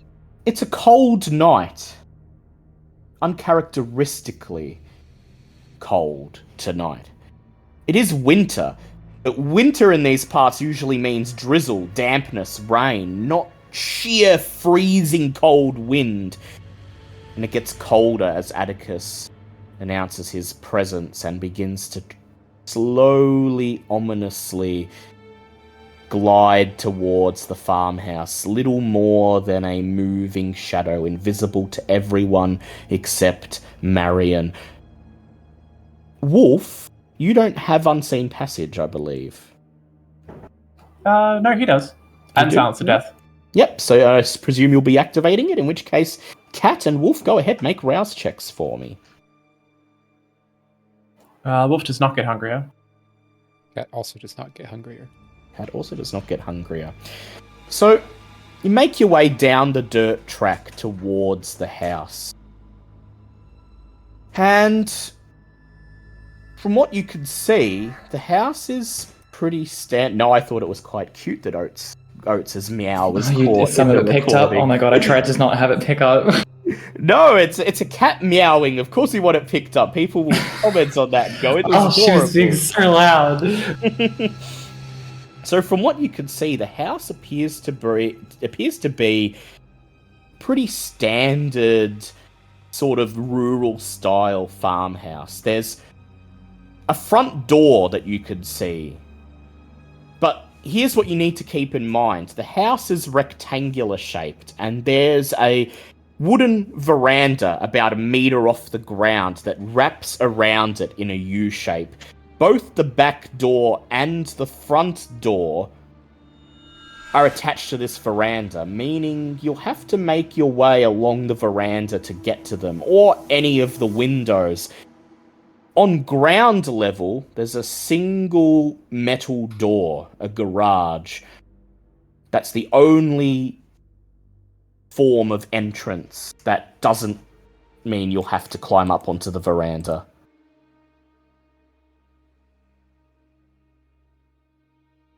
What would you like to do? I'll get a picture of the house, so that you know exactly what you're dealing with. Oh yeah, Owlbear Link, I should be able to look at that.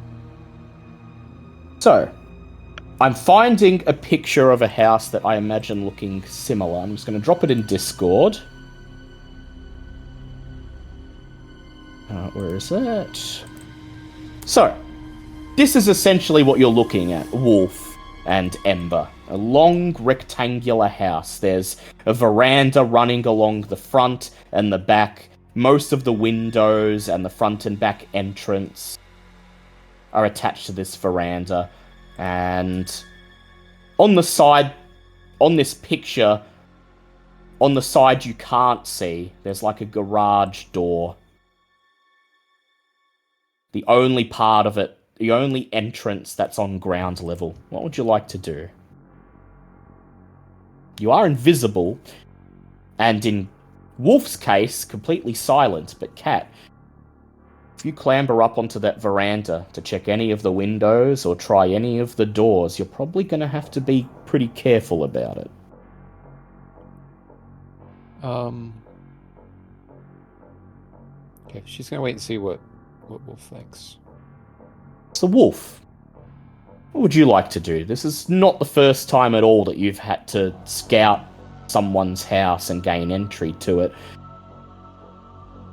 The first port of call is to scout around the property, so do a full circle and come back to the start and evaluate from there. So you're invisible, you've got silence of death, no one sees you, no one hears you as you make your way around the perimeter of the building, trying to just keep a general lookout for any threats or anything of note, and I'd like you to go ahead and make me a wits plus investigate check.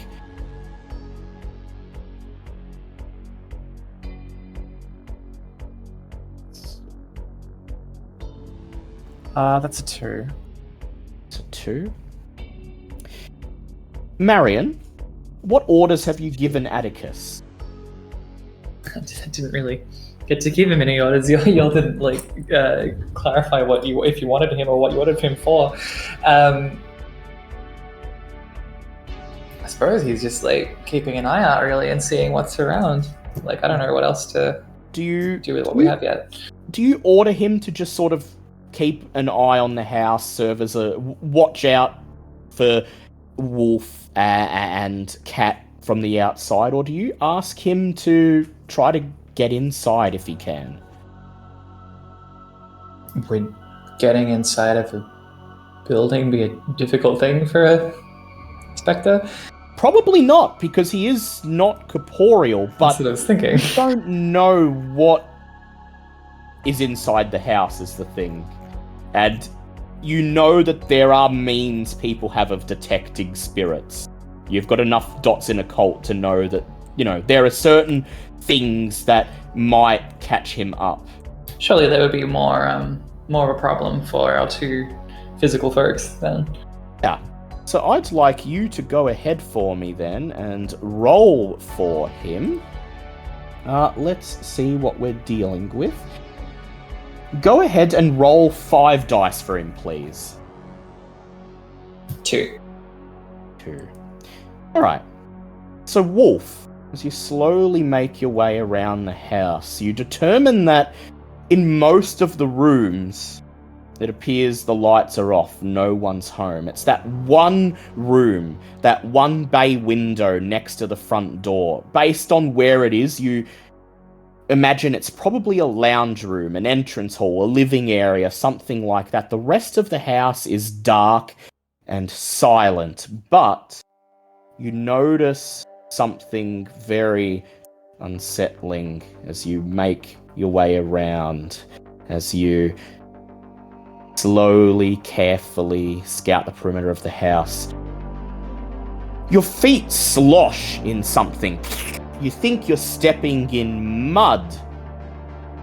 But then the smell hits you. You didn't notice it approaching the house because your attention was focused on the house. But now that you're standing in it, you see someone's dug a trench around the perimeter of the house. A trench about half a foot into the earth. And at the bottom of it, there's a little river of what smells like gasoline pooling at the bottom.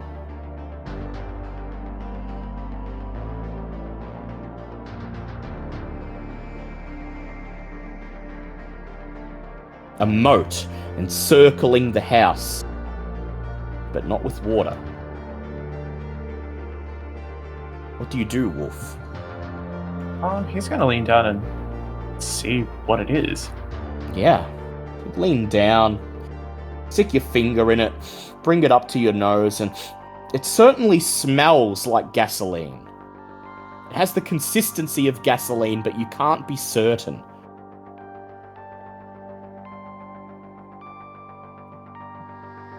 A lot of it seems to have soaked into the dirt. And to you, it seems like this is a very clumsy trap. With most of the gasoline having soaked into the earth itself, the moat is not as effective as it would be. If someone were to set this alight, you think it would not take as quickly as they hope it would. Right, he's gonna return to the others and let them know that. There's no sense proceeding any further without a plan. Yeah. Someone's created a moat, a gasoline moat around the farmhouse, and as Wolf imparts this, Marion, in your mind's eye, you see what Atticus sees. Atticus travelling somewhere between the Skinlands and the Shadowlands. He makes entrance to the house. The outside of the house shifting, warping from an Australian farmstead to a cathedral of flesh and bone, shifting, warping between the realms. And as he makes his way inside,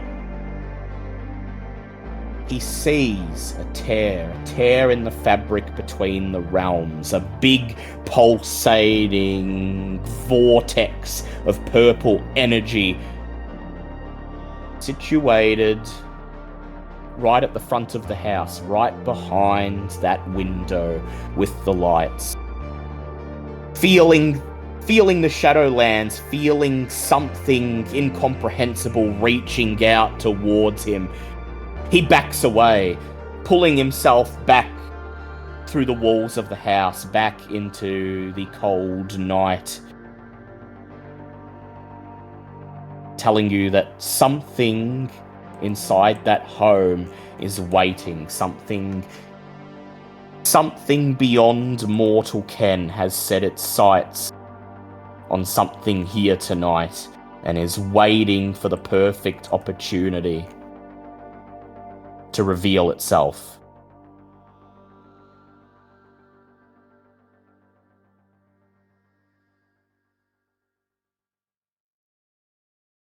Okay. Marion doesn't have a way of currently contacting the two, does she?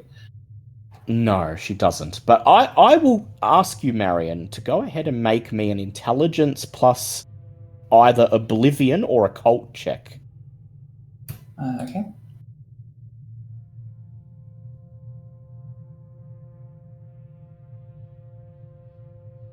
2. 2. As Atticus completes his patrol, backs away from whatever's in the house and returns to you, for a brief moment you feel it, a lurch in your stomach, as if something's pulling you forward, as if something reaches out to you, and you hear 4 voices call out, each of them whispering something incomprehensible, each of them in anguish, each of them having waited so long for vengeance. There are 4 entities within that house.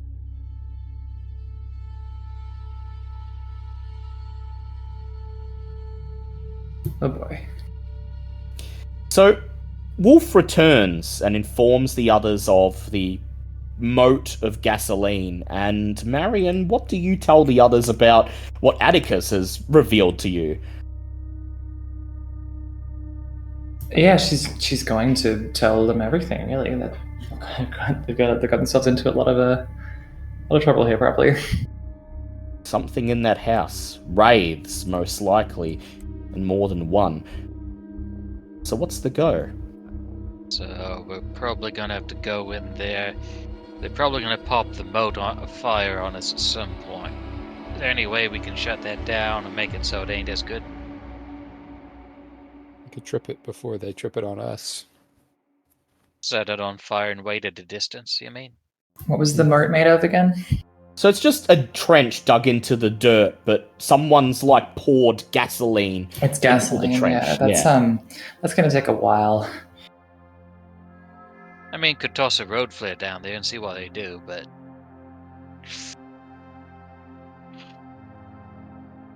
then what? Could also, if we could, did we see if there was a hose or anything by the house? Because we could fill it with water.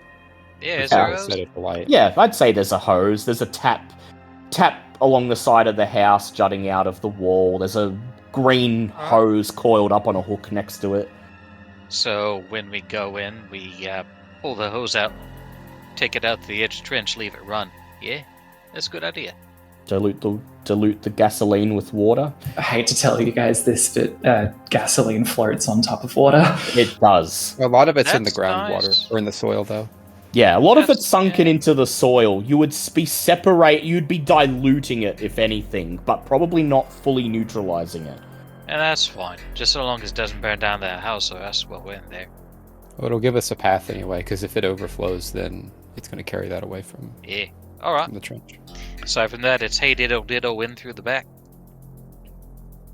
And Figure by back, Wolf does the lockpicky break in 3 thing, and then I'll lead the way. Dogs bring up the rear, everyone else after me, yeah? so, Kat, you're currently obfuscated, as is Wolf. Who'd like to grab the hose and plop it into the trench? The Somebody hose... with silence of death.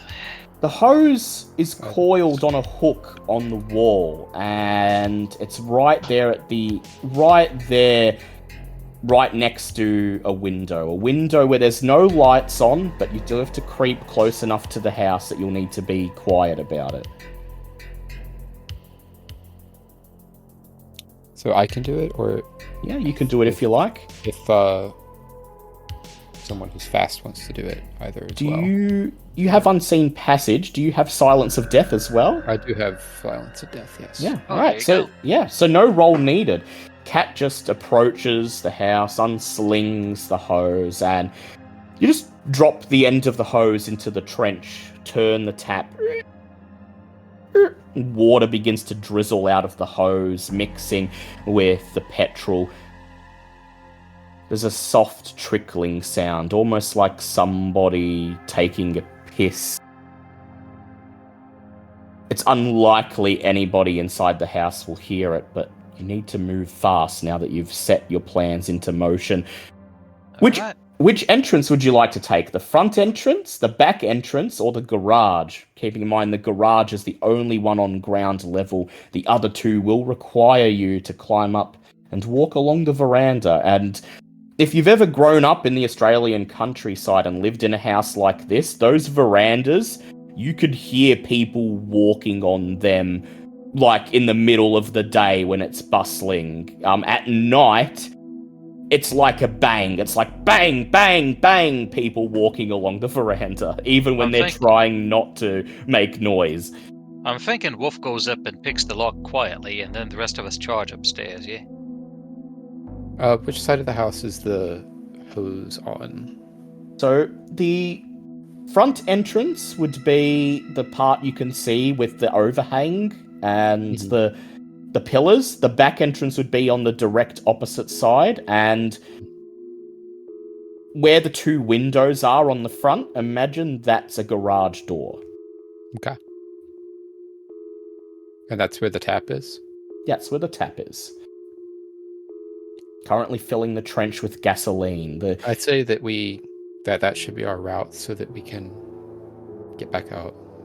It's our escape plan as well. So the garage. All right. That's my vote. Anyone have any other ideas? Sounds solid to me. Sure. Wow. So, Wolf, you approach the garage door, grab the handle, and sure enough, it's locked. How would you like to do this? I mean, if it's locked, it's probably lock picking time.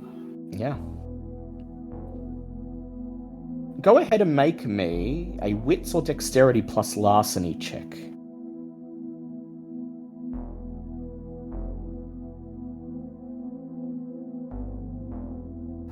Four successes.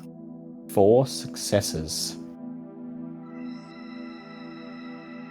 There's a click. The little keyhole on the roller door turns, and then you grab it and hoist it up. On the other side is pitch blackness. The garage appears to be completely empty. There's no car. There's no furniture. No miscellaneous knickknacks stored here. It's just a big, open, dusty concrete room with a short wooden staircase at the back and a doorway at the end of it leading into the house proper.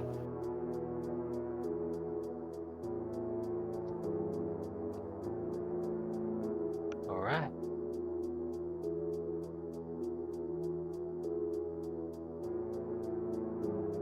Who's Now, as first? we said, I'll lead the way up, Alright. and I'll turn on toughness as I go. So our two obfuscated peeps, what's your go? Would you like to hang behind in the back while Tig leads the way, so that if anyone's there, they don't know you're around? Or do you want to go ahead of Tig, see if you can scout ahead? It's up to you.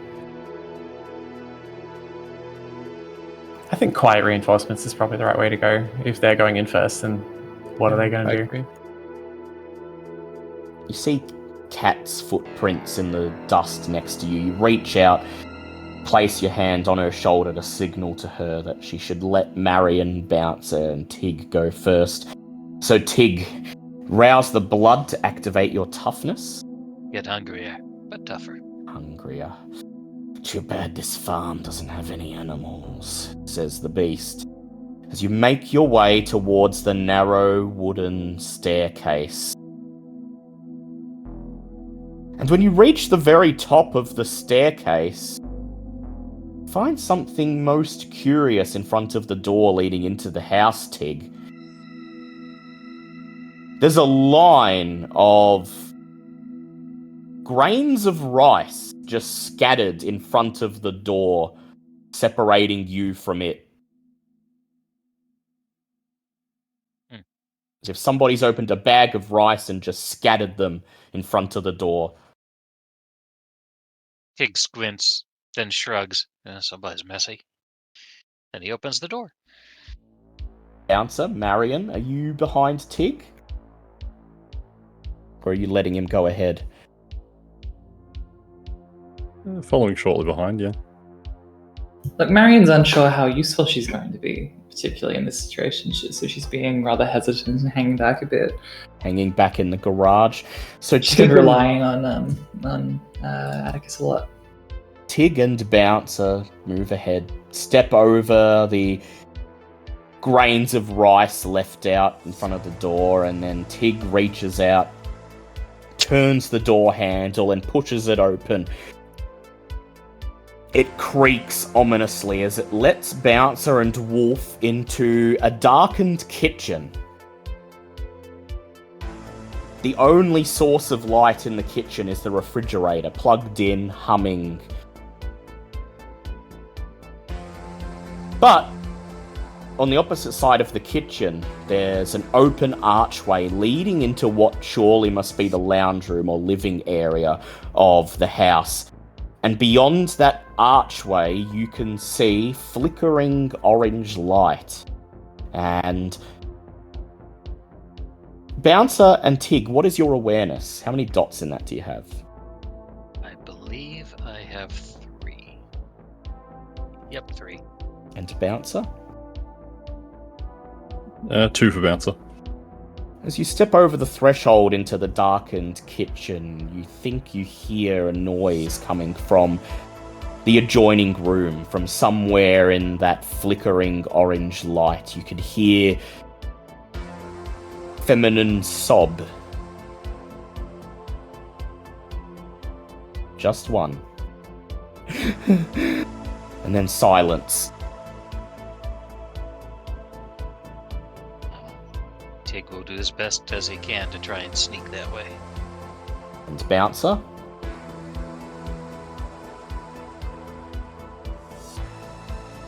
She doesn't trust it, so yeah, she's gonna follow Tig if he starts heading that way. Alright. Cat and Wolf, are you guys also creeping up behind Tig and Bouncer? No roll needed for you if that's the case, because you're obfuscated. Yeah, keeping a safe distance behind. Keeping a safe distance. I left the dogs in the garage, by the way, with the orders to guard. Yeah.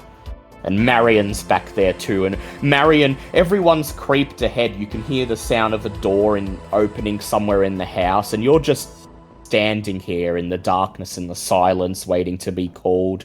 Tig's 3 dogs next to you. And it's at this moment, Marion, while you're waiting for Atticus or for somebody to tell you what's going on, you feel something cold and wet on your left leg, and you look down to see one of Tig's dogs, mouth open, panting, as a long spittle of drool extends from the tip of its mouth onto your ankle.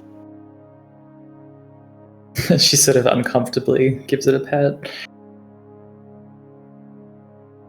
It tilts its head to the left and begins to wag its tail, and somehow the amount of drool on the tip of your shoe grows bigger than it was before. So Bouncer and Tig, I'd like you to go ahead and make me Dex stealth checks, please. Oh, this is gonna go great. Hey, 1 success. 1 success. And Bouncer?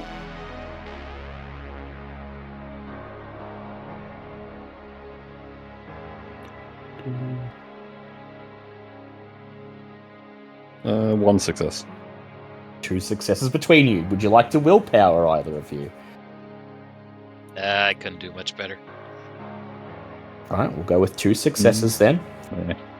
Bouncer and Tig creep forwards over the kitchen linoleum, and when they are about halfway between the kitchen and the adjoining room, Tig presses his foot down on the linoleum, and suddenly the floorboards underneath, the foundation of the house, seems to tremor and groan as if the house is a living thing and it's just woken up and has taken a long stretch. But there are no sounds of movement from the other room, so you continue onwards, stepping through the archway into the lounge room. The lounge room is threadbare. There's a green couch against one wall and a couple of armchairs against the opposite. What's more interesting to you two, however, is the fact that almost every inch of floor space seems to be covered in candles of various sizes. Circular-shaped, scented candles, therapeutic ones, long, white, wax sticks, candelabras, dinner candles. As you step into the candlelit lounge, once again you hear a sob and a gasp, but there's nobody there.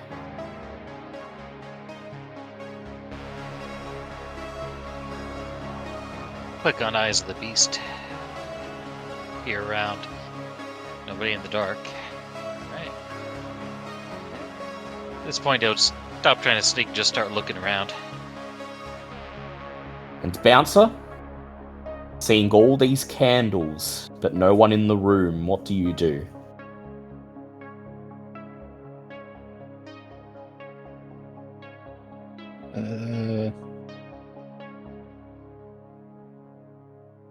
Well, first off, she just sort of quietly to Tig, just like, I'm gonna go ahead and guess that that's a wraith.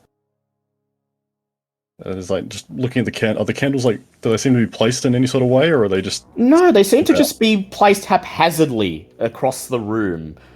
Like there's clusters of them in one corner, but then another corner that barely has any, and then more just scattered seemingly at random over the floor. Tig, openly looking around, go ahead, make a wits awareness check for me. I'm, by the way, Marion's waiting for Atticus to tell her when she should probably go in. Only one success. One success. Alright, Tig. On the opposite end of the room, right at the very back, past all the candles, see something scattered in front of the open mouth of the fireplace.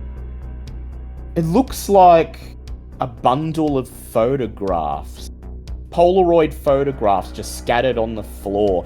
There's another collection of weird assorted items as well with seemingly no significance. A single shoe, a red knitted jumper, a wristwatch, just laid out around these photographs, and yet more candles around them, forming a sort of circle. Marion, we got us some occult shit. Yeah, she's gonna head herself in. You make your way to the others, Marion, emerge in that candlelit room, and how many dots in occult do you have? She just has the one. The one. But you do have a dot in Oblivion, and you have the Oblivion skill that allows you to detect fetters. So as you see those photographs and those meaningless objects scattered around them, the shoe and the jumper and the wristwatch,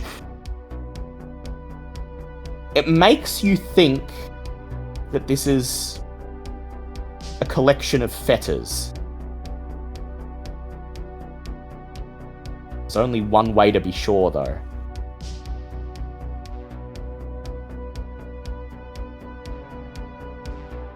Yeah, let's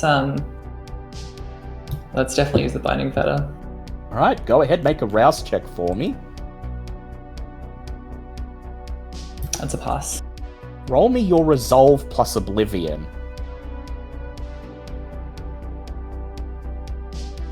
2 again. 2 again. Sure enough,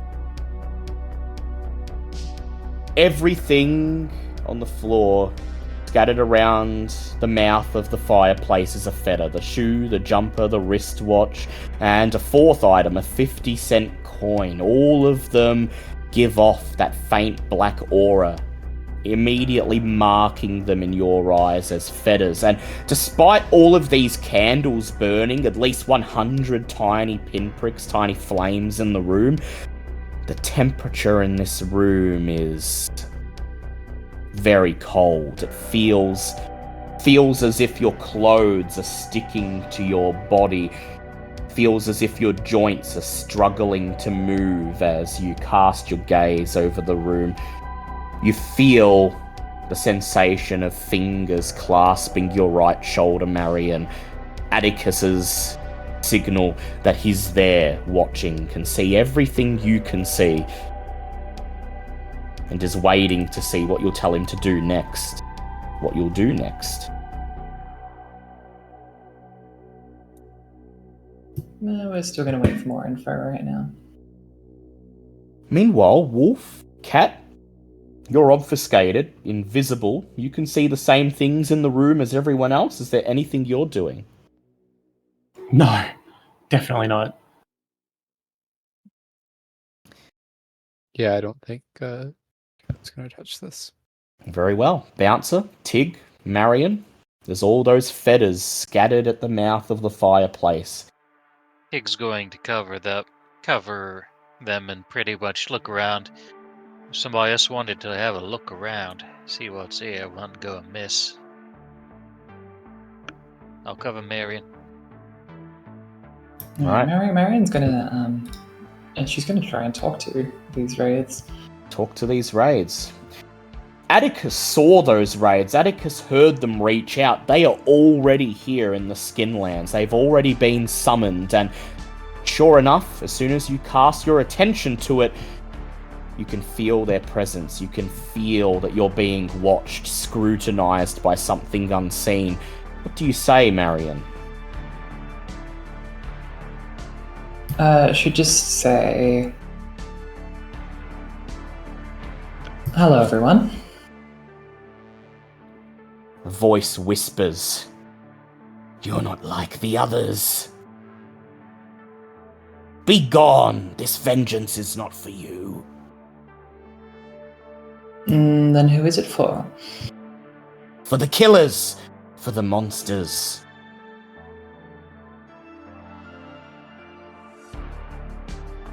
I hope you don't mean any of my friends here. 4 for 4, whispers the voice, and all 4 of us are here. Granted the opportunity for vengeance at last.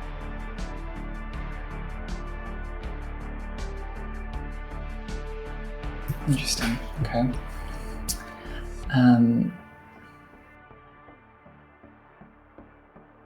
Simply need them to realize what they have done. Who has done you wrong? The monsters who stand in this room. All 4 of us, our lives taken. Taken in the prime of our lives, cut down, struck down, our very lifeblood drained at their hands. And she has brought us together for the promised vengeance. That is a rather tricky situation then, I see.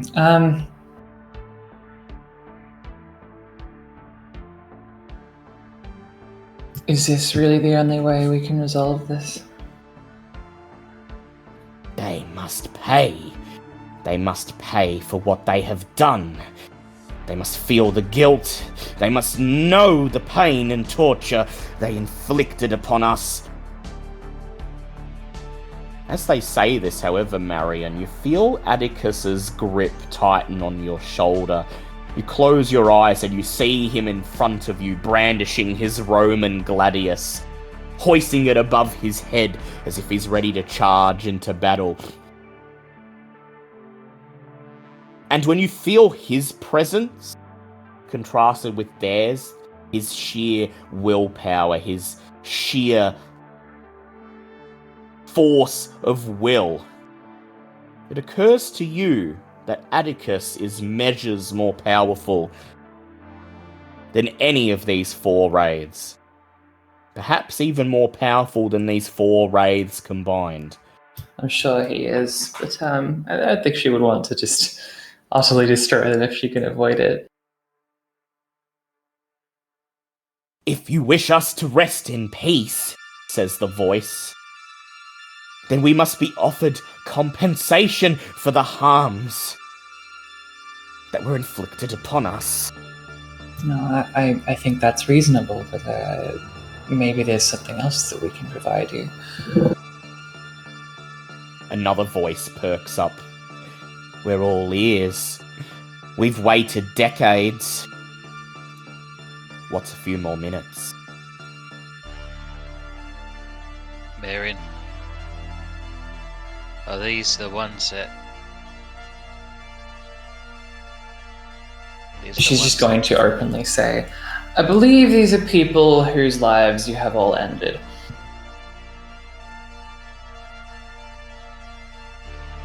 Alright, you're offering them compensation. Do they say what they want besides vengeance?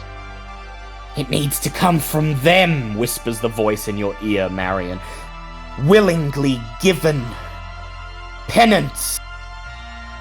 They spilled our blood and must suffer in kind. The lovely people here are saying that if they are to spare us, or you, then you will need to offer something in exchange commensurate to the discomfort they've been through, and you must do it willingly.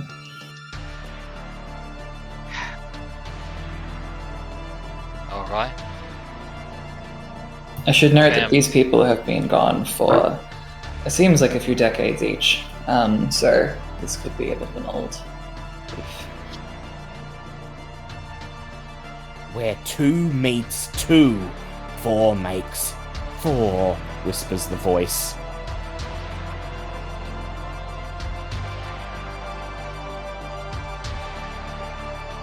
Come on now, it's not just Tig. What about everyone else here? I'm willing to make what amends I can. If they got family, I'll help look after them. You don't need money, I got some I can spend. She sort of looks to the group of raids to see if they are registering that. Still unseen. You can tell they're still there. You can feel their presence. And there's silence for a moment. And then another voice, a third one you haven't heard before, whispers, "We would never let the monsters who killed us near our families." Alright. Not unless they are willing to offer their bodies. A vessel for us to walk in the Skinlands again, to resolve our loose ends. As a temporary arrangement? Until loose ends are resolved. Take it as granted that Marion is relaying this all.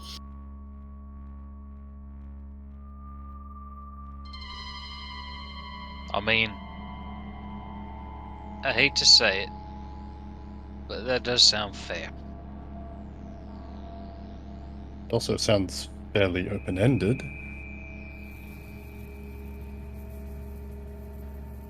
One night for each. 4 nights.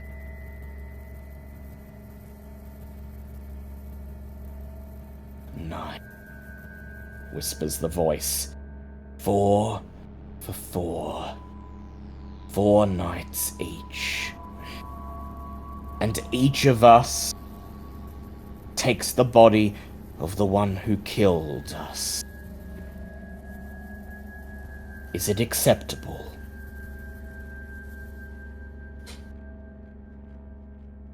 It feels like a right thing to do. Just don't hurt my family, alright? We're in a weird spot right now. "You hurt our family," says the voice.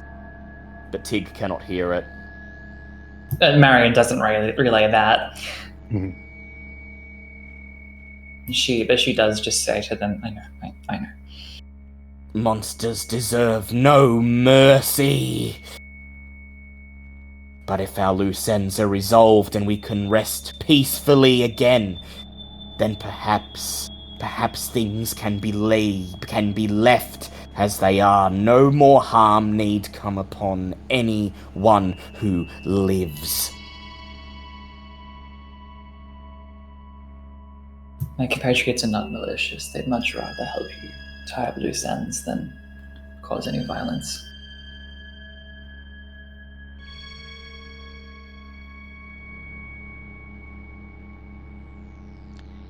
If anyone knows opposed, speak now.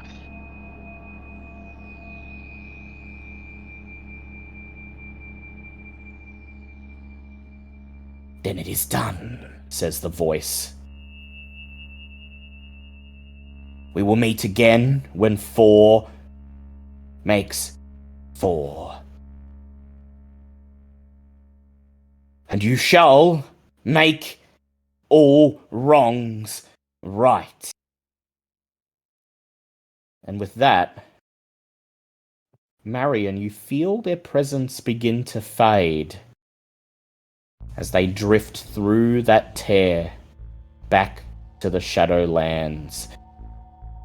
The temperature in the room begins to rise, and Atticus's grip on your shoulder loosens.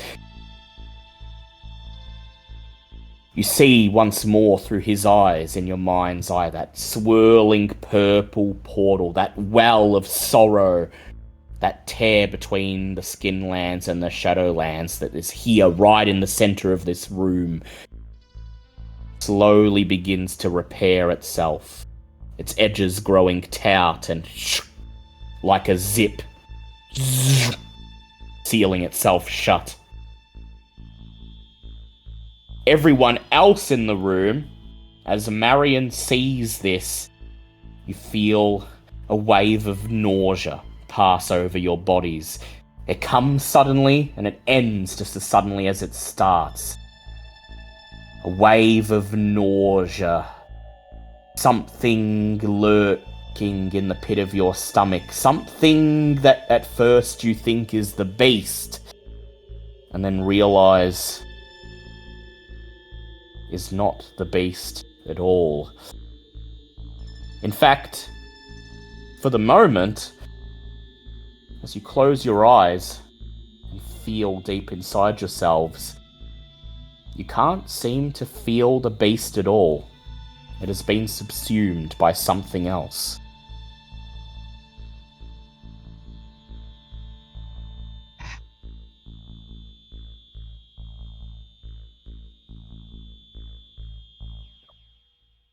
Then, you hear it again. That sob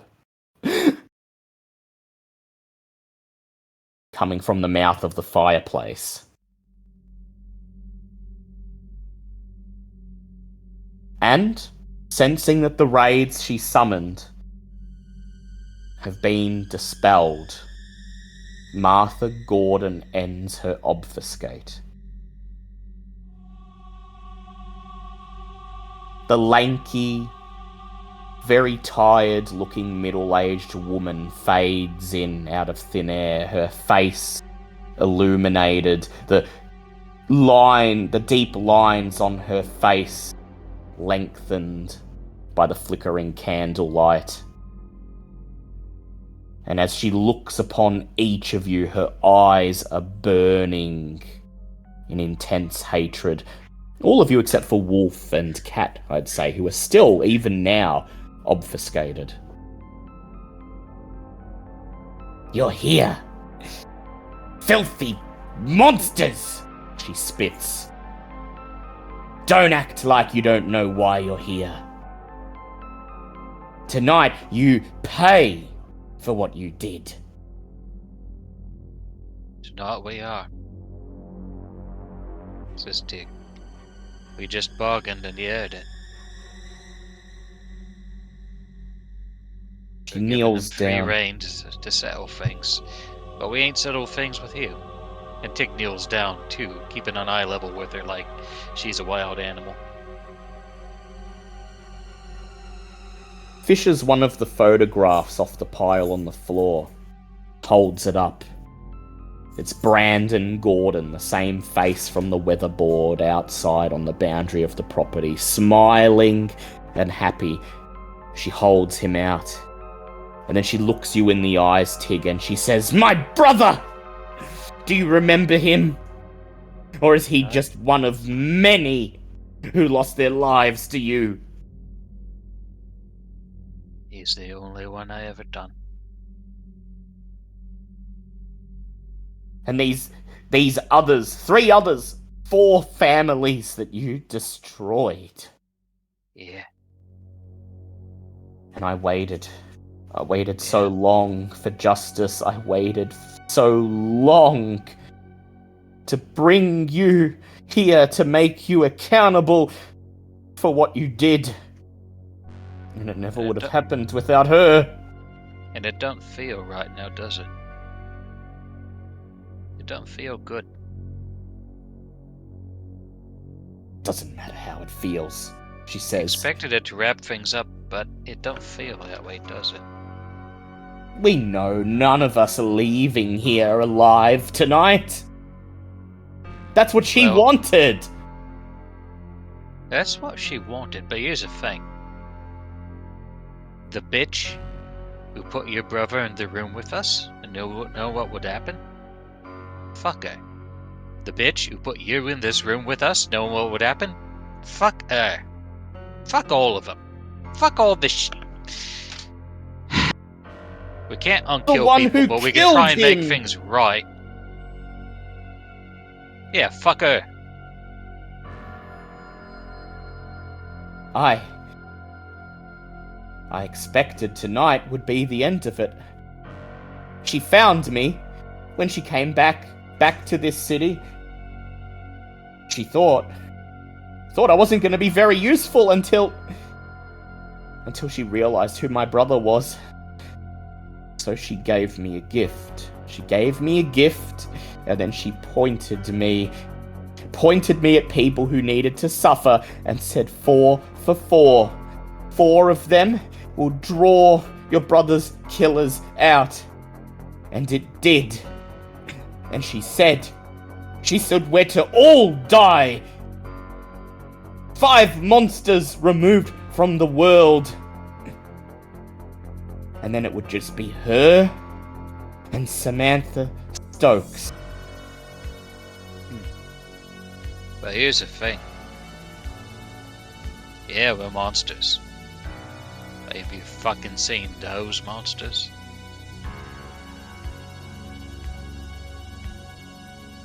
All she's doing is sweeping the little ones out of the way so the big ones can play.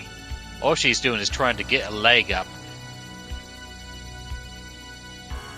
on somebody who's pretty much just like her. Doesn't make it right. None of this is right. Shaking her head. None of this is right. None of this feels right. None of this is good. It's just all what we try and do to make of it, get through the night after night. It's... You killed my brother. You killed 3 other innocent people. I don't care who put you up to it. I don't care who made you do it. You always had the choice not to. 22 years, she says, shouting the words, tears running down her face. 22 years! I waited. 22 years I lived with the knowledge that my brother was taken from me, taken from this world before his time by monsters.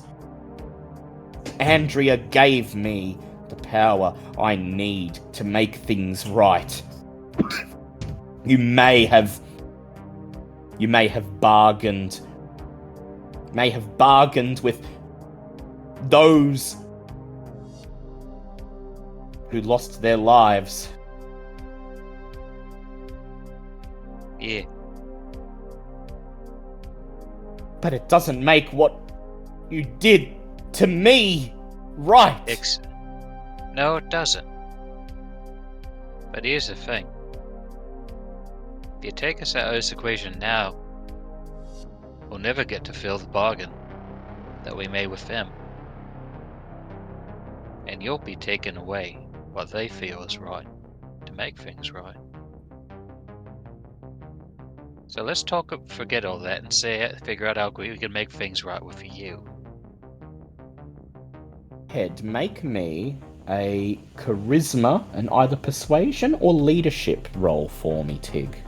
I actually have some dots in leadership, but I think I'm going to boost. And he's also going to glance at Marion, like, help.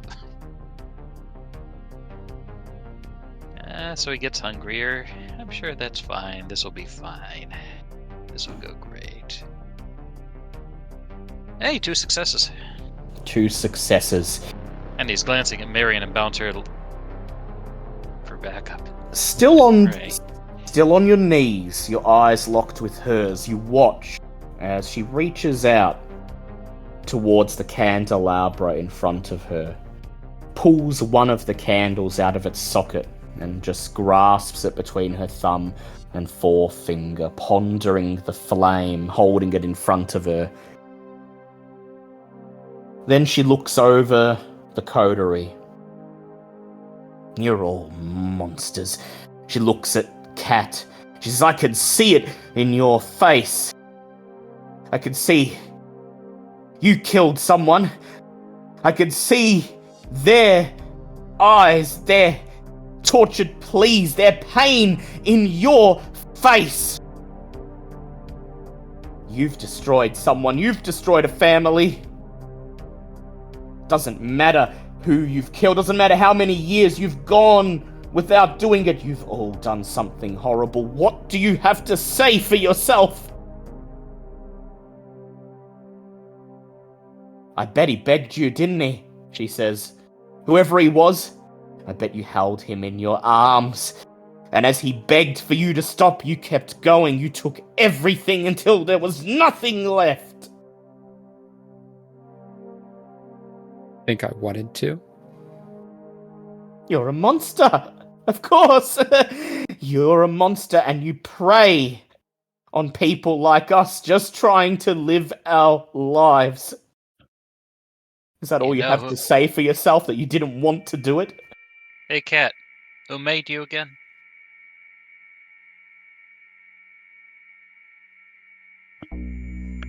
I know that, right? Who was it? Yeah, Andrea Church. It was her. Andrea.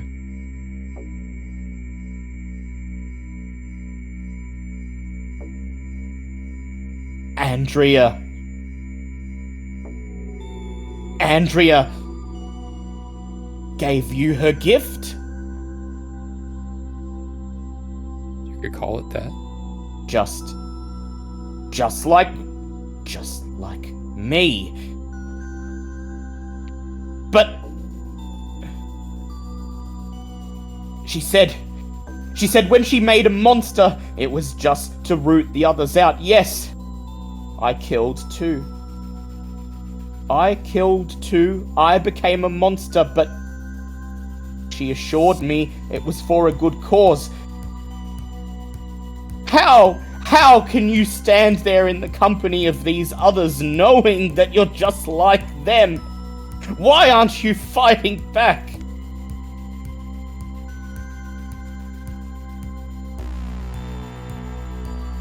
Because they showed me a kindness.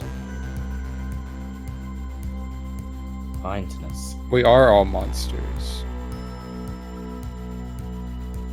Monsters showing kindness. Cat, go ahead and make me a charisma and either persuasion or leadership check. You may add your presence to this if you deign to turn it on as you step out of your obfuscation. Oh, said, what was the check? Charisma plus persuasion or leadership. Okay.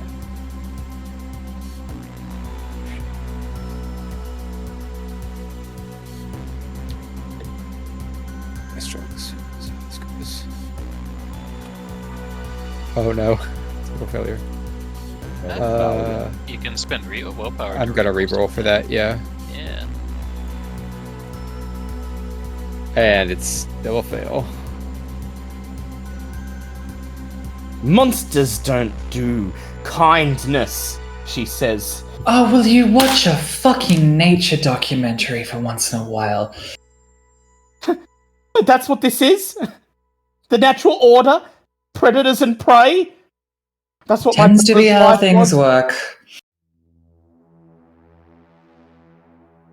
That's what my brother was? Just prey? And what were the people you killed? They were... She falters for a moment. They were a drug dealer and a woman abuser and a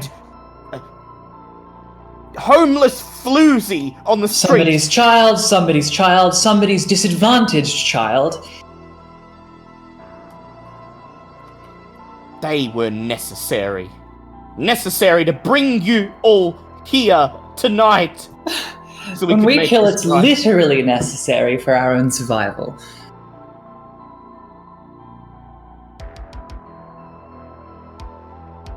Marion, you may go ahead and you may make a charisma persuade check of your own.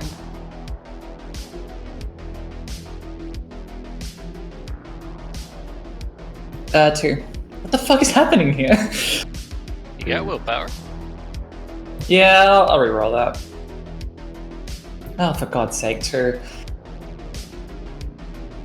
Okay, I admit it, she says, frowning. I'm just as much of a monster as you are. How can you cut the monsters and... That's not how this works. She raises the candle in her hand, raising it up. You stay back now, she says. I'm a monster, but I did it because there are monsters worse than me, and they're all here in this room. No, they're not. The monster who put those four in a place where she knew hungry vampires was gonna eat them. She's one monster.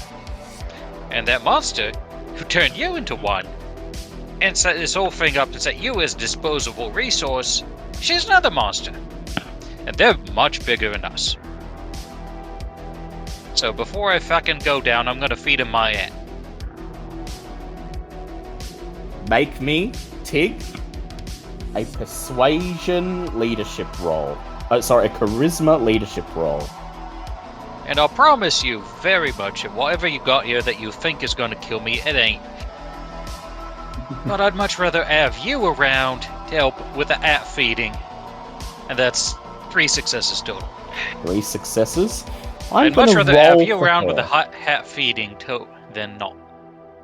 I'm gonna roll her resolve plus her composure.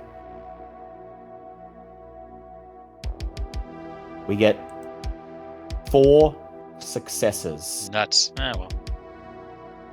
Stands up, steps backwards onto the brick mouth of the fireplace, and she says, it doesn't matter.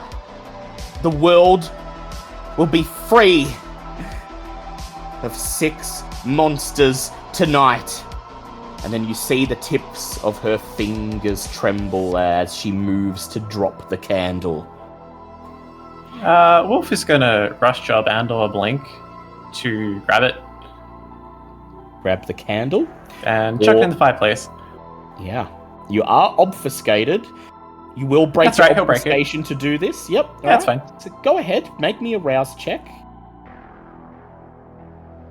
He does not get hungrier Do again. not get hungrier. So Wolf blinks. He steps out of thin air directly in front of her and just rips the candle out of thin air. Go ahead for me, Wolf. Make me a resolve plus composure check and a third of your humanity. Right, fire.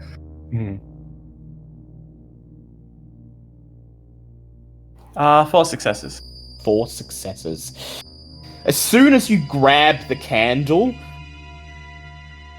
you feel your fingers instinctually loosening, telling you to toss it aside and run, but you steel yourself.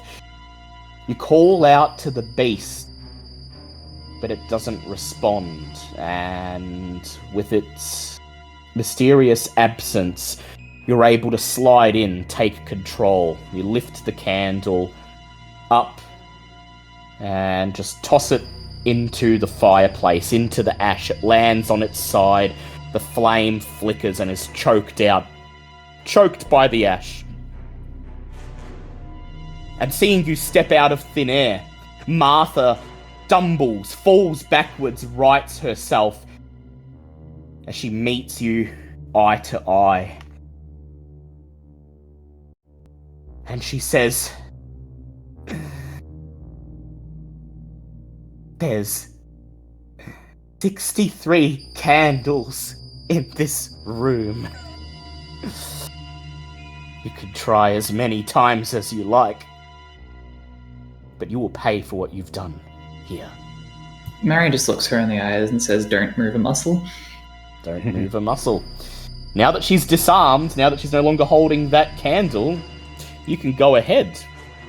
I would like you... Are you going to just say don't move, or are you... No, is that's Marion dying. annoyed enough...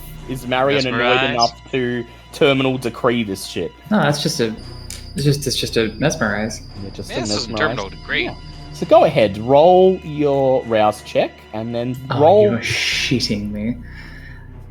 She didn't get hungrier, but she rolled 1 on 9 dice. I'm gonna re-roll that. Oh, yeah, Lord. manipulation Dice. plus Critical dominate. 6! There we go. Now that's a story.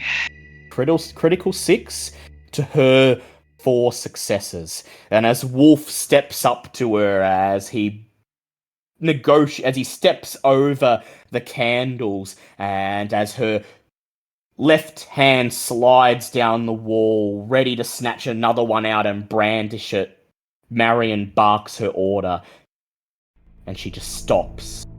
You feel her fight, Marion. You feel it. You feel her mind trying its hardest to fight through this, to not let herself become the thrall of a monster, but in the end, she just presses her back against the wall of the lounge room, and then,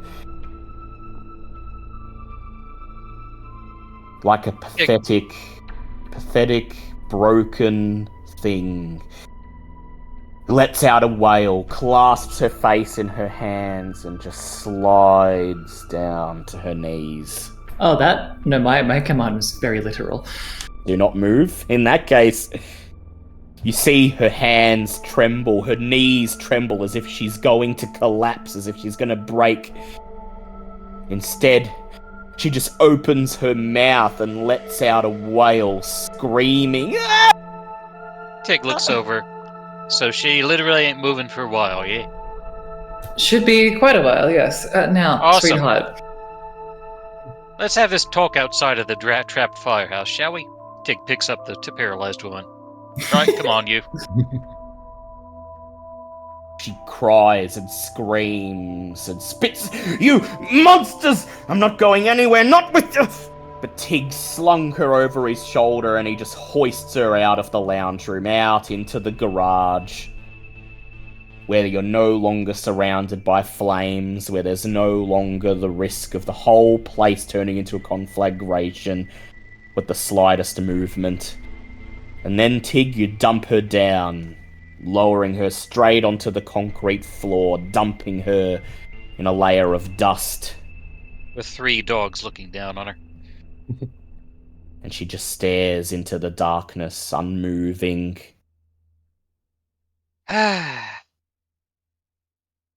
Alright. So, somebody should probably toss the house and put all those fucking candles. Why leave evidence? It's already set to go up. Well, alright. That's us. Thing is, I don't know.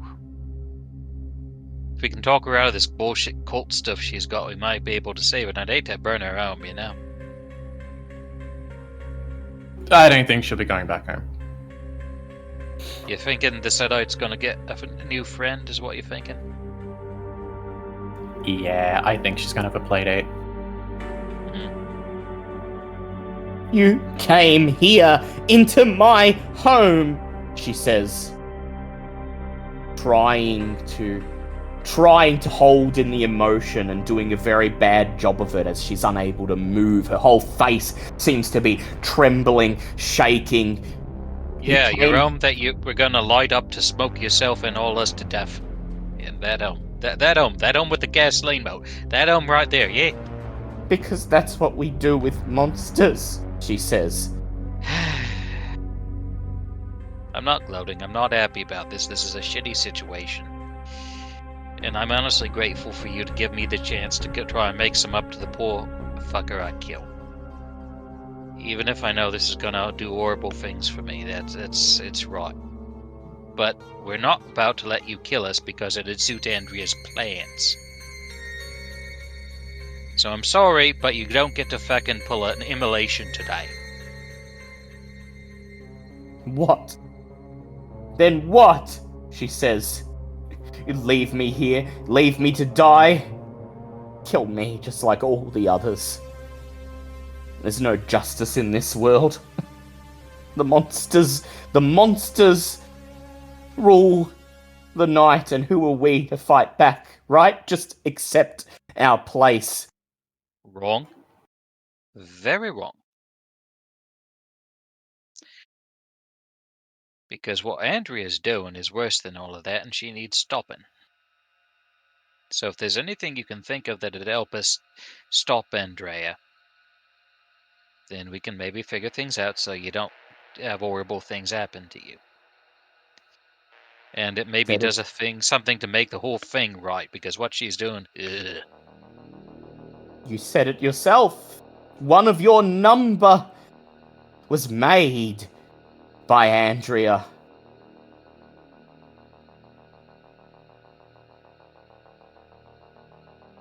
Why even bother fighting back?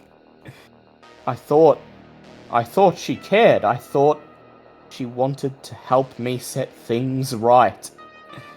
And now one of her own is here! I was used as a tool for monsters. Okay, can we cut it with the monsters thing? Look, let's have a fucking 5th grade lesson in morality for a moment. In this world, there are people who want different things, and you go about changing things to line up with what you want. There's no monsters, there's no angels. Grow up. Then what will you do to me? What happens now? Do you really think I care? What do you want? What do you want?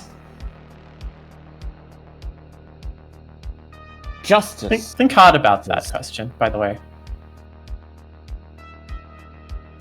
Justice. Justice for those who never got any. I know what I need to do, she says. She looks at...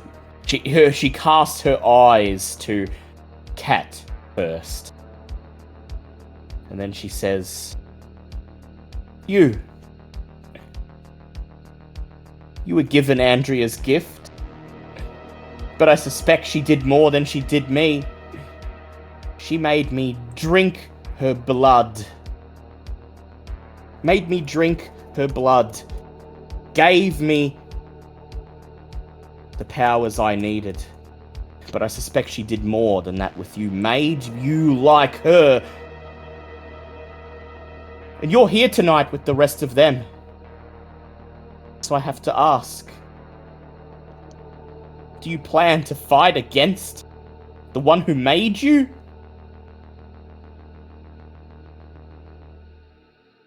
I do. Because even though you're a monster, you didn't ask for it, right? Why would I ever ask for that? Takes a deep breath, contemplating something, and then her eyes turn to Marion. I'm Martha. What's your name? Marion. Marion? Please release me from your control. I know what has to be done. Marion doesn't say anything, but she finds herself able to move her muscles again. Flexes her hands, extends her fingers, nods. So we've all been used. Used by Andrea. You understand that, right?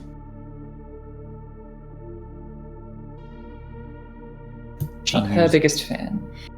She used me to draw you out.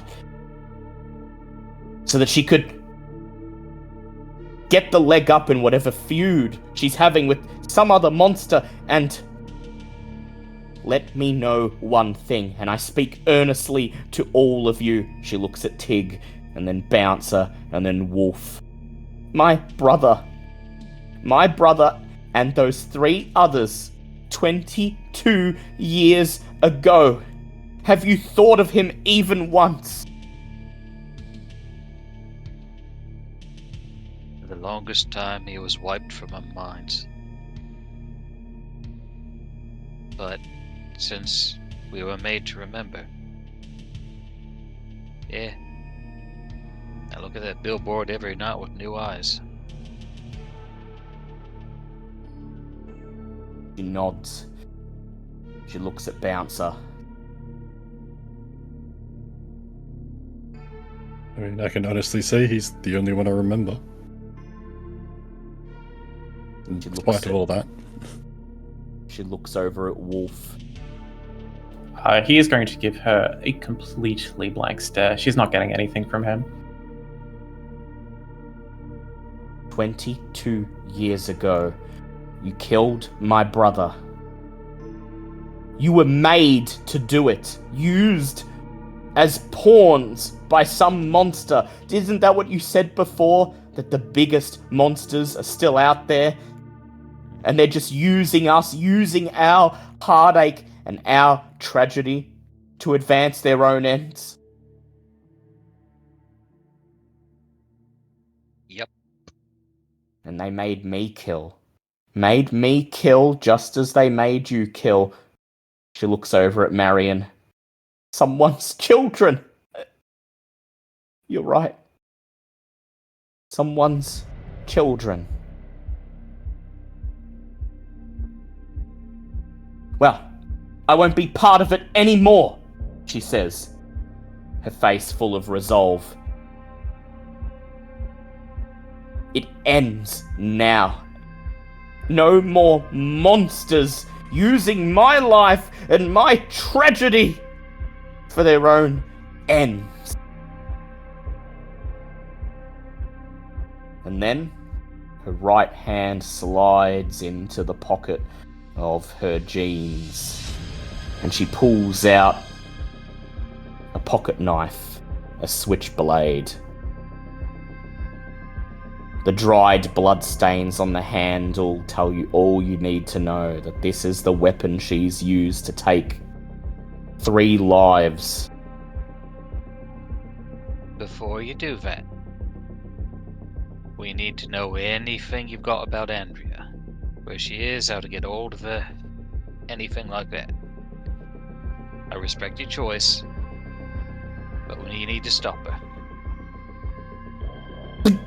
She flicks out the blade, and as she raises it to her own throat, she looks at Tig, meets him in the eyes, and says, 4 for 4. That's what she told me. 4 for 4 was the same thing painted on the wall when they found my brother and his friends. 4 for 4. She told me I needed to do the same. 4 souls for 4 seals. 4 seals binding it. And when they break, all of the monsters in this town will meet their judgment. And I shall be the 4th. Ah! And with a grunt, she shoves the point of the blade towards her throat.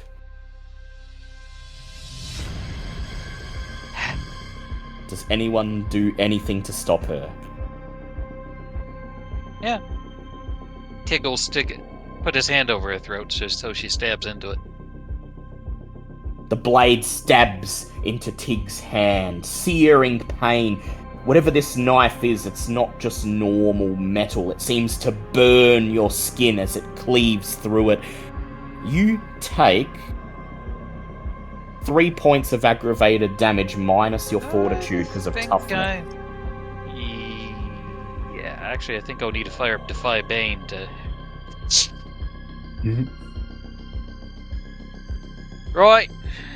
Somebody stake her then. What? She says, trying to push the blade, trying to push it further, digging it into Tig's hand. No, you don't get to What? You don't get to fucking open the seal of the apocalypse. For what the fuck ever? I just want peace. I just want peace. Fine. Give you to the fucking werewolves. You'll get peace. And then, still straining the knife against Tig's hand, Marion, do you seal the deal? Put her back under domination? Marion rolls her eyes and...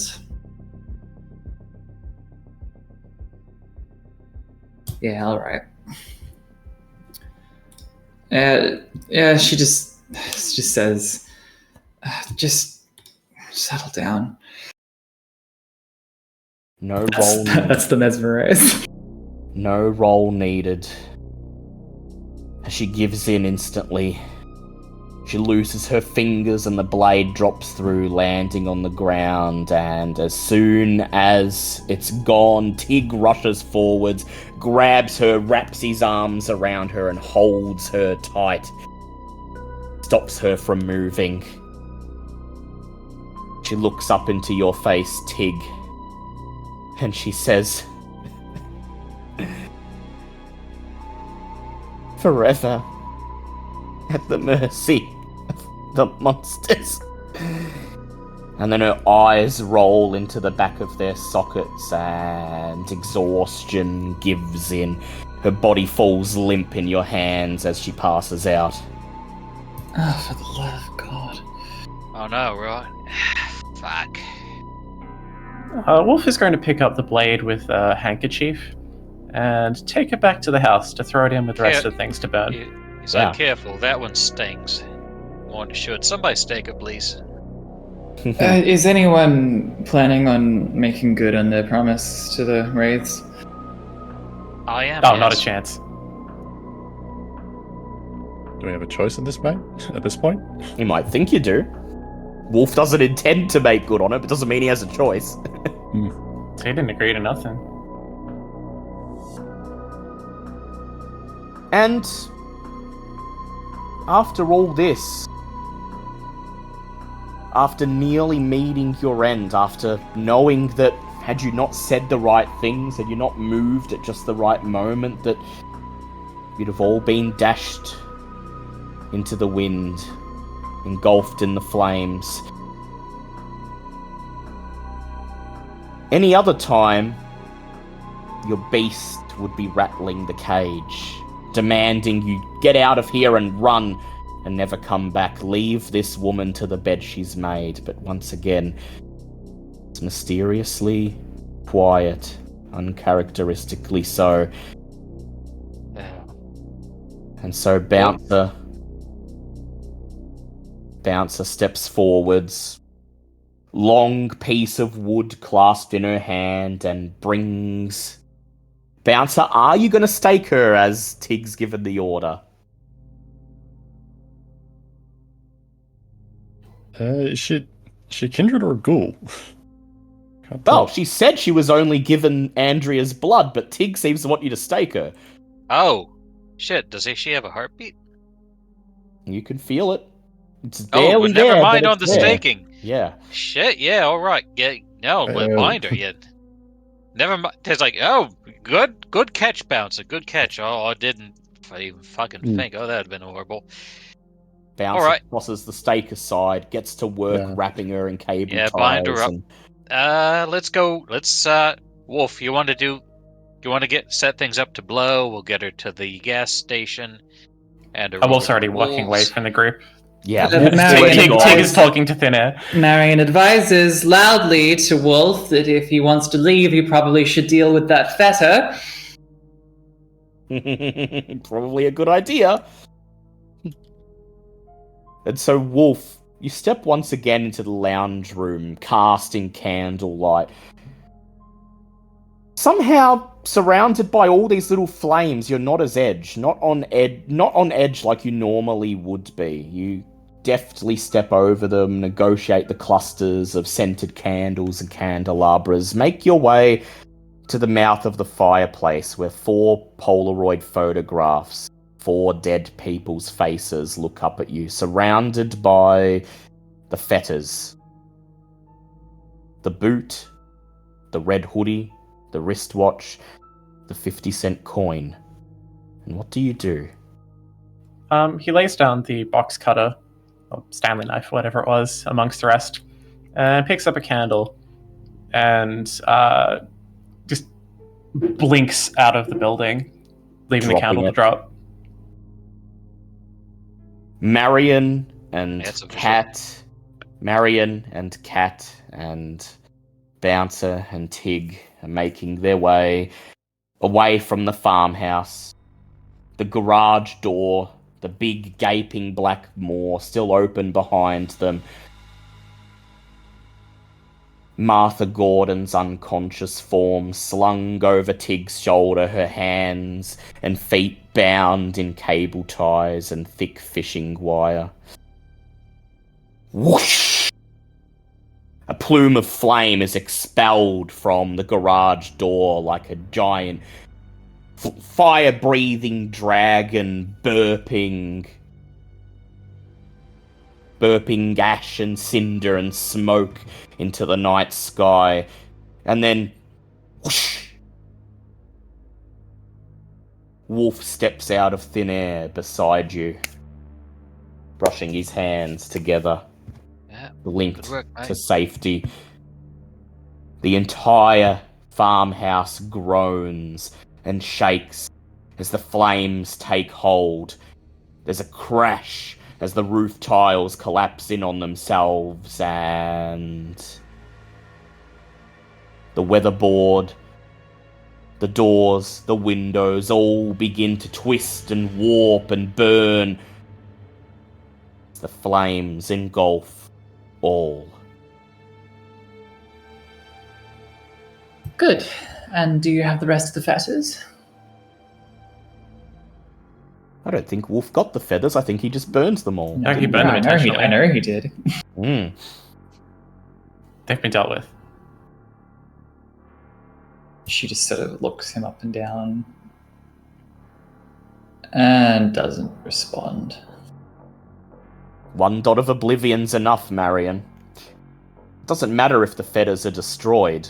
In fact, now that the fetters are destroyed, you have no hope of controlling those wraiths at all. What happens, happens.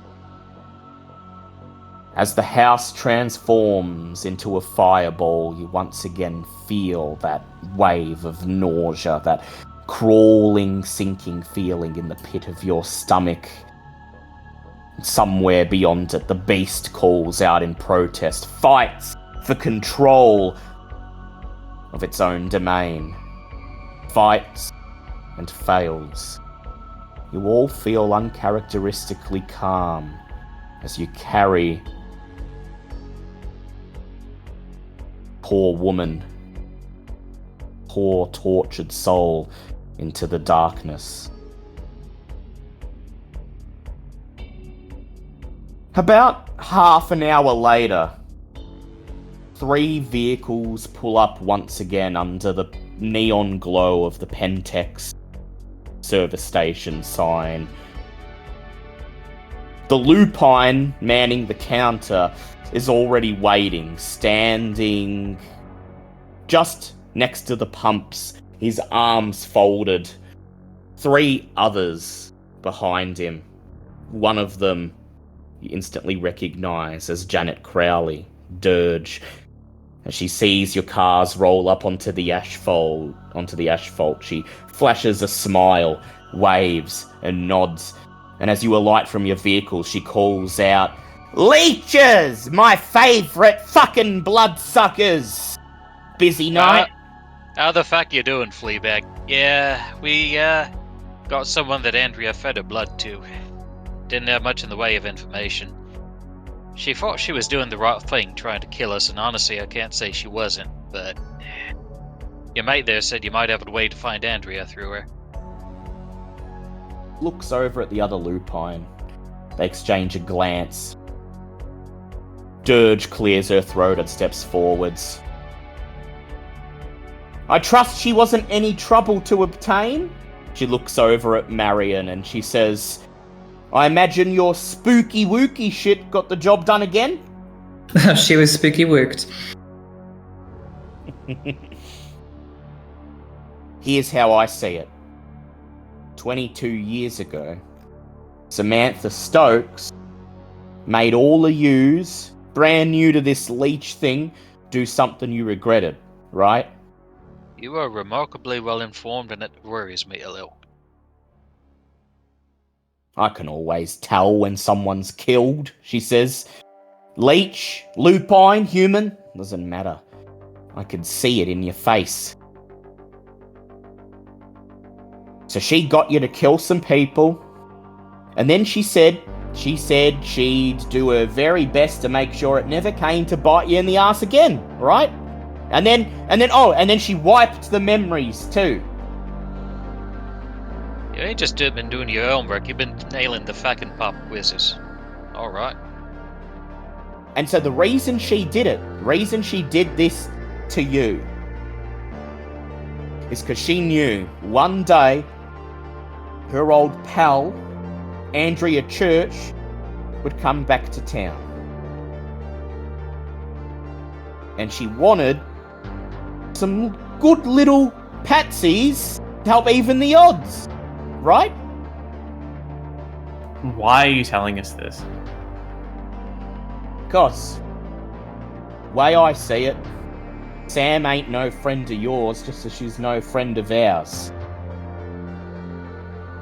And when we take that woman, when we do the rituals on her blood, when we confirm the link between her spirit and Andrea's, I'm sure we're gonna find that Samantha Stokes is not innocent in this whole thing. Andrea orchestrated these murders, got in contact with someone who was the family of someone you killed, made it personal to lure you out so she could deal with you, so she could face Samantha on her own terms. And now these two Bawley are finishing their feud, and the rest of the city can be damned. So what I want to say, especially to you, Wolf, is if you're gonna go back to Sam after all this, act like this was nothing and try to go back to how things were, then you and I are enemies. Understand? Are you done? Yeah, I think you understand me. Look, I know you'll want to have something to say with Sam. Fuck, bitch has been the way she is. You gotta ask her some questions, right? I don't remember asking your opinion. Ain't for me to say. Leave the lead. Speaking for Goatee. myself, I got a few questions I want to run by her before, I push her face into an angle grinder. But yeah. She'll try to get you on side, try to act as if this was nothing, try to do her thing and try to make all this out as if it was just a little test or just another nightly little job for her. She'll do her best to try to convince you that she's on your side and that it's all of you against Andrea. For somebody who doesn't know what Elysium is, you sure know a lot about Sam. We've been tracking her longer than you've been walking the earth, Leech. And it's all coming to a head. So go, speak to her, ask the questions you gotta speak, but I'm telling you, we gotta take out Andrea. But it don't mean nothing. Sam Stokes is still kicking around. In fact, with Andrea gone, all you'll have accomplished is removing the only one she has to fear. I'll leave you to think about it, she says. You want the lupines to help you? You'll do what's right in the end. You got a choice here. You can get rid of Andrea and keep the status quo as it is. Sure, stop that thing in Cowie's Bay from waking up, devouring us all. But Sam Stokes gets off scot-free. And all this happens again, years down the line. Or you burn your bridges, make a fresh start of it, and make sure things are put right. Where is she? She says, looking for the quarry. Back of the ute with 3 dogs sitting on her. Let me get her. She been used too. Is she gonna survive this? Don't worry about that, says Dirge. Okay. Yeah, I've got enough shit to worry about. I'm gonna take your advice on it. Tig goes and gets her. Gotta break eggs to make an omelette, know what they say? She says. You had to fucking go and say it. Why did you fucking go and... God damn it. Hey, you're the leeches. You're the ones who do this shit for survival. Yeah, make the handoff, and soon enough, the mini-mart attendant has Martha Gordon slung over his shoulder. Alright, we're done here, says Dirge, clapping her hands together. We'll see if we can't get the rest of it out of her, even if she doesn't know her blood does. And oh, we'll need all of her blood. She flashes a glance over at Kat and says, if you're lucky, her blood will be all we need. Alright, chaps. Let's hit the road. Got a long night ahead of us. And as she and the other lupines turn their backs from you, she says one last thing. Up to you what path you take from now, leeches. But you've made progress. Hell, you've come closer than anyone else has at breaking this fucking meaningless war between my kind and yours. And maybe, just maybe, you'll go the extra mile. Think about it. Make the right choice. And if you do make the right choice, I'll be in touch. You'll hear from Jonathan here, she indicates the mini-mart attendant, when we've got information for you. Don't worry. He'll know how to get in contact. Now all you leeches, fuck off and scram back to your fucking city, she says, brushing her hand in the air. Don't show your faces around here again. Not until all this business is done. Say it was a pleasure doing business, but I'd be lying. See you around. And with that, we'll end the session. Congrats, everyone. You get 5 experience points. And this will probably be the last bit of experience you get. That is just enough. The next story takes place several days from now, so you all have time to return to your havens and hunt and heal. So go ahead, reset your hunger to 1. Heal any superficial damage you have, but not aggravated damage. And reset your willpower. Next time, we begin the final story. 4 for 4. And the fate of G-Town will be decided. Whether that fate is destruction, status quo, or something else. Time to decide who will be the lords of G-Town for the foreseeable future.